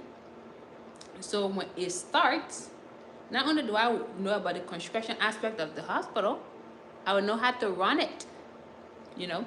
And so this, I think, would be one of my most important contributions to Liberia. And so moving back home, it's not that it's not a priority, it is a priority. But I want to go back home to where the filling system of healthcare can say, you know what? This is where I can make the most impact. This is where I can make the most impact from ground level, you know, ventilation, the flooring, the windowing, the spacing between beds. When all that is done, then the people to run it, then we have a system. But I can just go and be like, oh, I only care about myself and money I make it to sustain myself. No, that's not my visionary level. My visionary life to help Liberia. No, I don't want to be president either. I don't want to be president. I want to be a problem solver. And that is why I'm here. And you guys keep coming in my life. And I still need to eat. And what time is it? It's 7. Oh, it's been a minute. Anyway, so for those who are coming on my life, if you're in the medical field, I would like to talk to you. And that means like janitorial services, receptionist, nurse, practitioner. Oh, somebody's in Poland. Oh, come on, let me see. I need to read some of these comments. There's a comment here. I need to read it. If I buy a large amount of feed, how long can it sit before it goes bad? First of all, if you, depending on the number of birds you have, if you, let's say you buy 5 bags of feed, it could go within 2 weeks. That's just a fact. If your birds are, if you're on like a grower feed versus a layer feed, you're talking about different things. But grower feed, when you first, you have your day-old chicks, and then you have your grower, and then you have your day-old chicks, and then your grower feed, and then you have your layer feed. So layer feed is the one that's going to be laying the eggs for you. 2 weeks, those 5 bags are gone. So it's not gonna take long before it's not even gonna rot. It's nothing's gonna happen to it because the chickens will already eat it. You're feeding them 3 times a day, so that's a fact. What else? You are never gonna have surplus of feed. Let's see. Yeah, so your feed, 5 bags can take you 2 weeks or so, depending, like I said, depending if it's like layer feed or grower feed. You bring your day-old chicks, the amount of food they're supposed to be eating versus when they are layer feed. You need to be able to give them a lot of food in order for them to lay your eggs. And you're not just laying eggs. You want to be able to the shell need to be very thick. That's why you have to increase calcium. You have to make sure that you have all of those things. That's why the vitamins, there's just so much about poultry farming that you got to understand. But anyway, let's see. I'm going to get off the live soon. I know you guys are coming online, but I'm going to get off the live soon. That's where she was always watching your channel. Oh, thanks, Auntie Betty. Hello, Z. Phenomenal woman. Congratulations on all that you are doing and have accomplished. Are you East Coast or West Coast? Thanks. Okay. Who is it?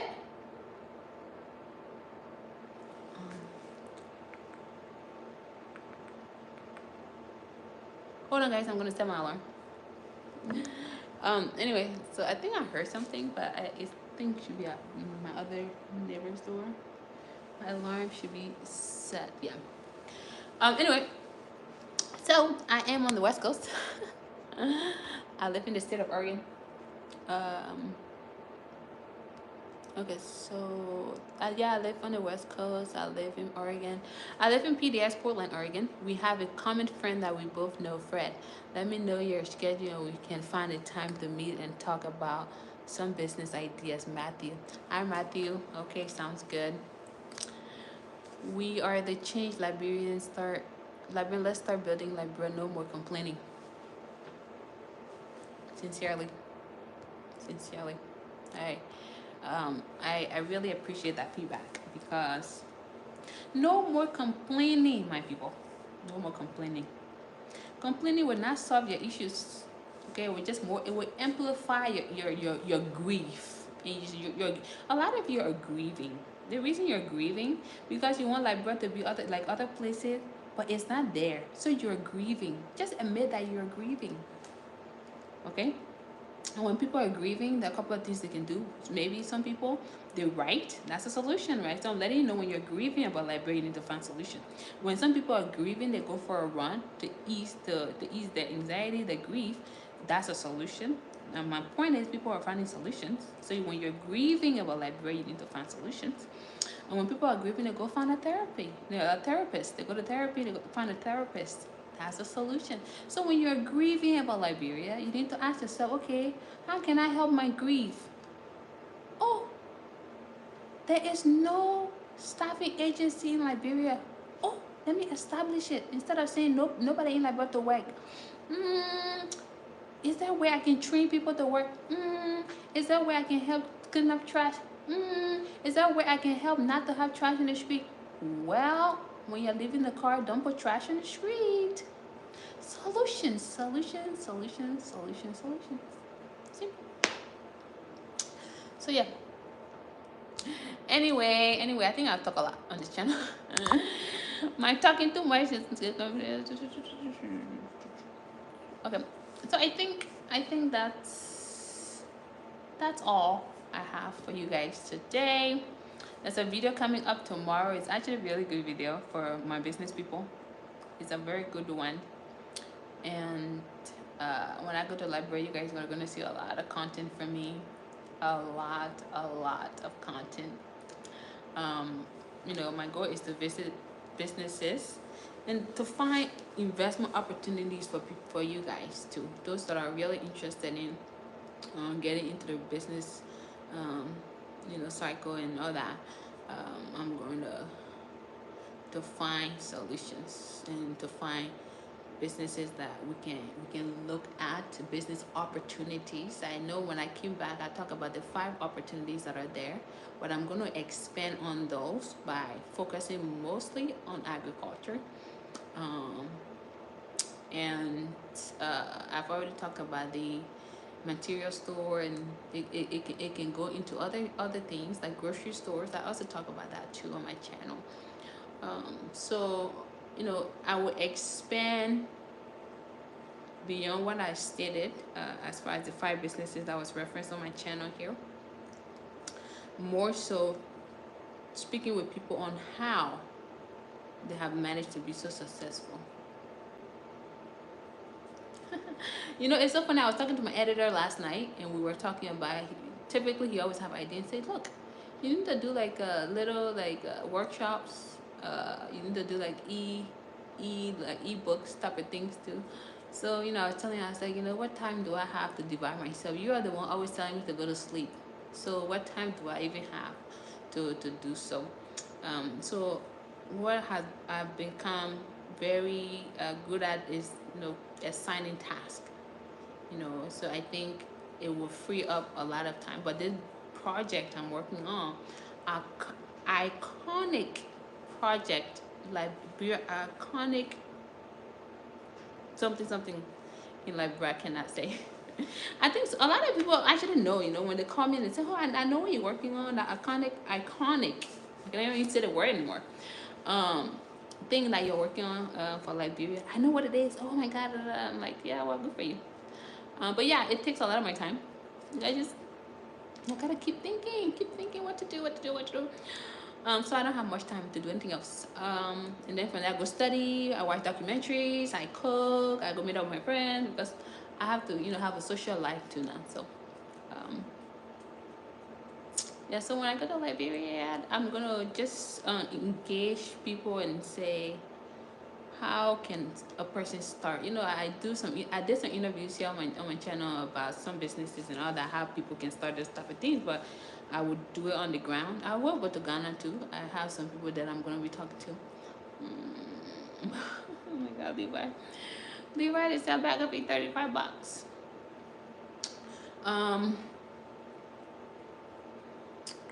yeah, so I'll go on the ground, go to, put whoever I want contact, I'll put in touch with some of the right people, or at least from my experience, I'm not going to change to somebody that I know is going to ruin my reputation. And so, we'll help in, of course, serious candidate only. I don't have time to waste. So get a ghostwriter. Just like a lot of rappers get ghostwriters. I read a Drake, I'll get a ghostwriter. If you like Drake, I'm sorry. Kendrick Lamar in the building. Um, but anyway, that's that. A ghostwriter, huh? That's a good one. That's a good one. Somebody recently recommended to me a virtual assistant to assist me, and then my lawyer was like, "No, you don't need to get an assistant. You need to keep yourself busy." But anyway, it's what it is. But I got a lot to do tomorrow. Tomorrow is Wednesday. I have meetings with my team back in Liberia. A lot of meetings. And then I'm gonna go to the store to go buy some things for Liberia. For my trip to Liberia. Since I like to eat a lot of snacks at night, and I know some of the snacks I may not have that I need. So I gotta go to the store tomorrow to go shop for it, get myself ready for LIB, and go eat other tteokbokki. I'm excited. I'm excited for other food. But anyway, guys, it really has been a pleasure speaking with all of you and chatting with all of you and supporting my channel as always. And let's share this channel. A lot of people need to be aware and informed. I am going back to Liberia end of this month. So I've already given you guys my information. Y'all see, y'all know about my life already. I'm going to Liberia end of this month.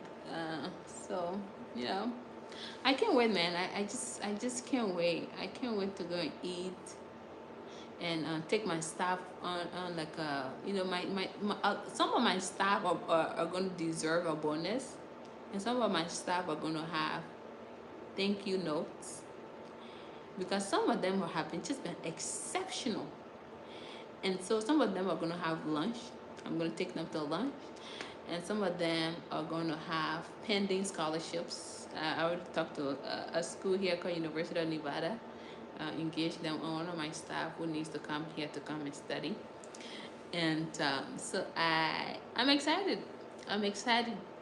There's so much more to do. So much more to do. And I look forward to it. But the most exciting part of all of this is the food. Good night, sis. Mwah.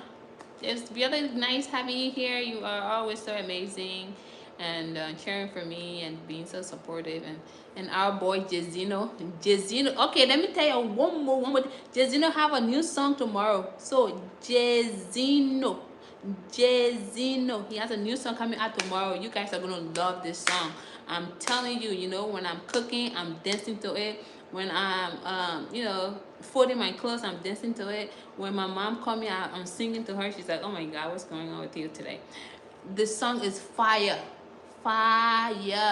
So y'all don't know who Jezino is. Y'all gonna go on your phone right now, type in Jezino, the guy that sang Kwan Kwan Me. All right, y'all know Kwan Kwan Me. Some of y'all be dancing Kwan Kwan Me. When someone come, you're still dancing Kwan Kwan Me. Y'all know. So anyway, Y'all take care. Y'all be blessed. Y'all listen to Jazino new song. It drops tomorrow. It's called Wacho. So what you mean like, oh, like you're so shy, like ooh. Somebody when you see somebody your man when you see something, oh Wacho. Okay, that's it. Okay, if possible, I would like to set up a business meeting before you leave with my friend, with my fiance and myself. Okay, Matthew, please contact me at my email. You and your fiance can contact me at my email. Since we have a mutual friend, Fred, you can't. The song, yeah, the song is Wocho. You know, let me put a song. Yeah, y'all better know about that song. Yeah, y'all better know about that song, man. Yes, sis, the song is fire though. The song is like, man. The song is damn it, where do I have my chat? I cannot even write this thing. Okay, whatever. I think I figured this thing out. Yeah, no, I don't know why I'm technologically disadvantaged right now, or I'm just not that great with this thing when I'm on my phone. Eventually, I will figure it out. But anyway, so yes, you guys need to go find out about Wocho. You know.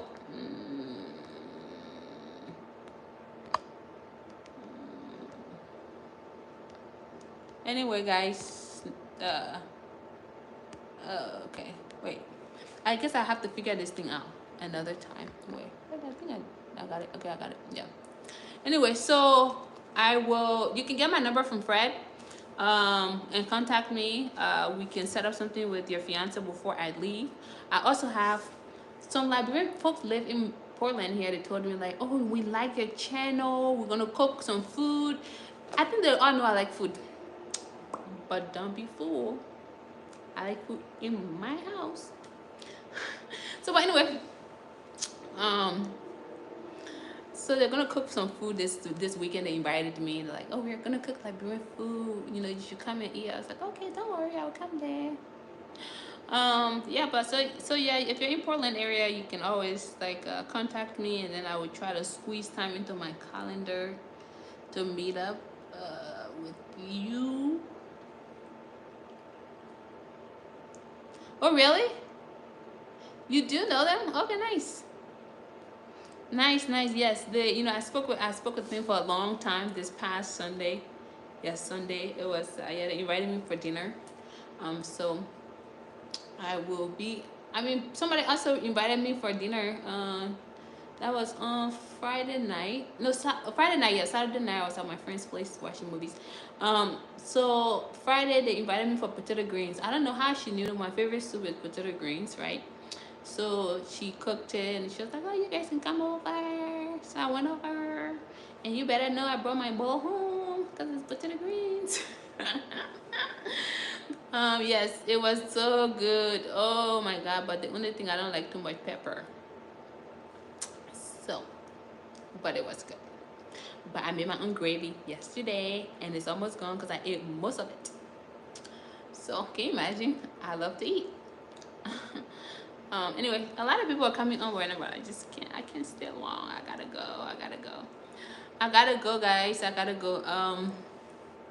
So yeah, you do have my info, and your uncle does have my number too because we talk on Sunday, so we can talk more.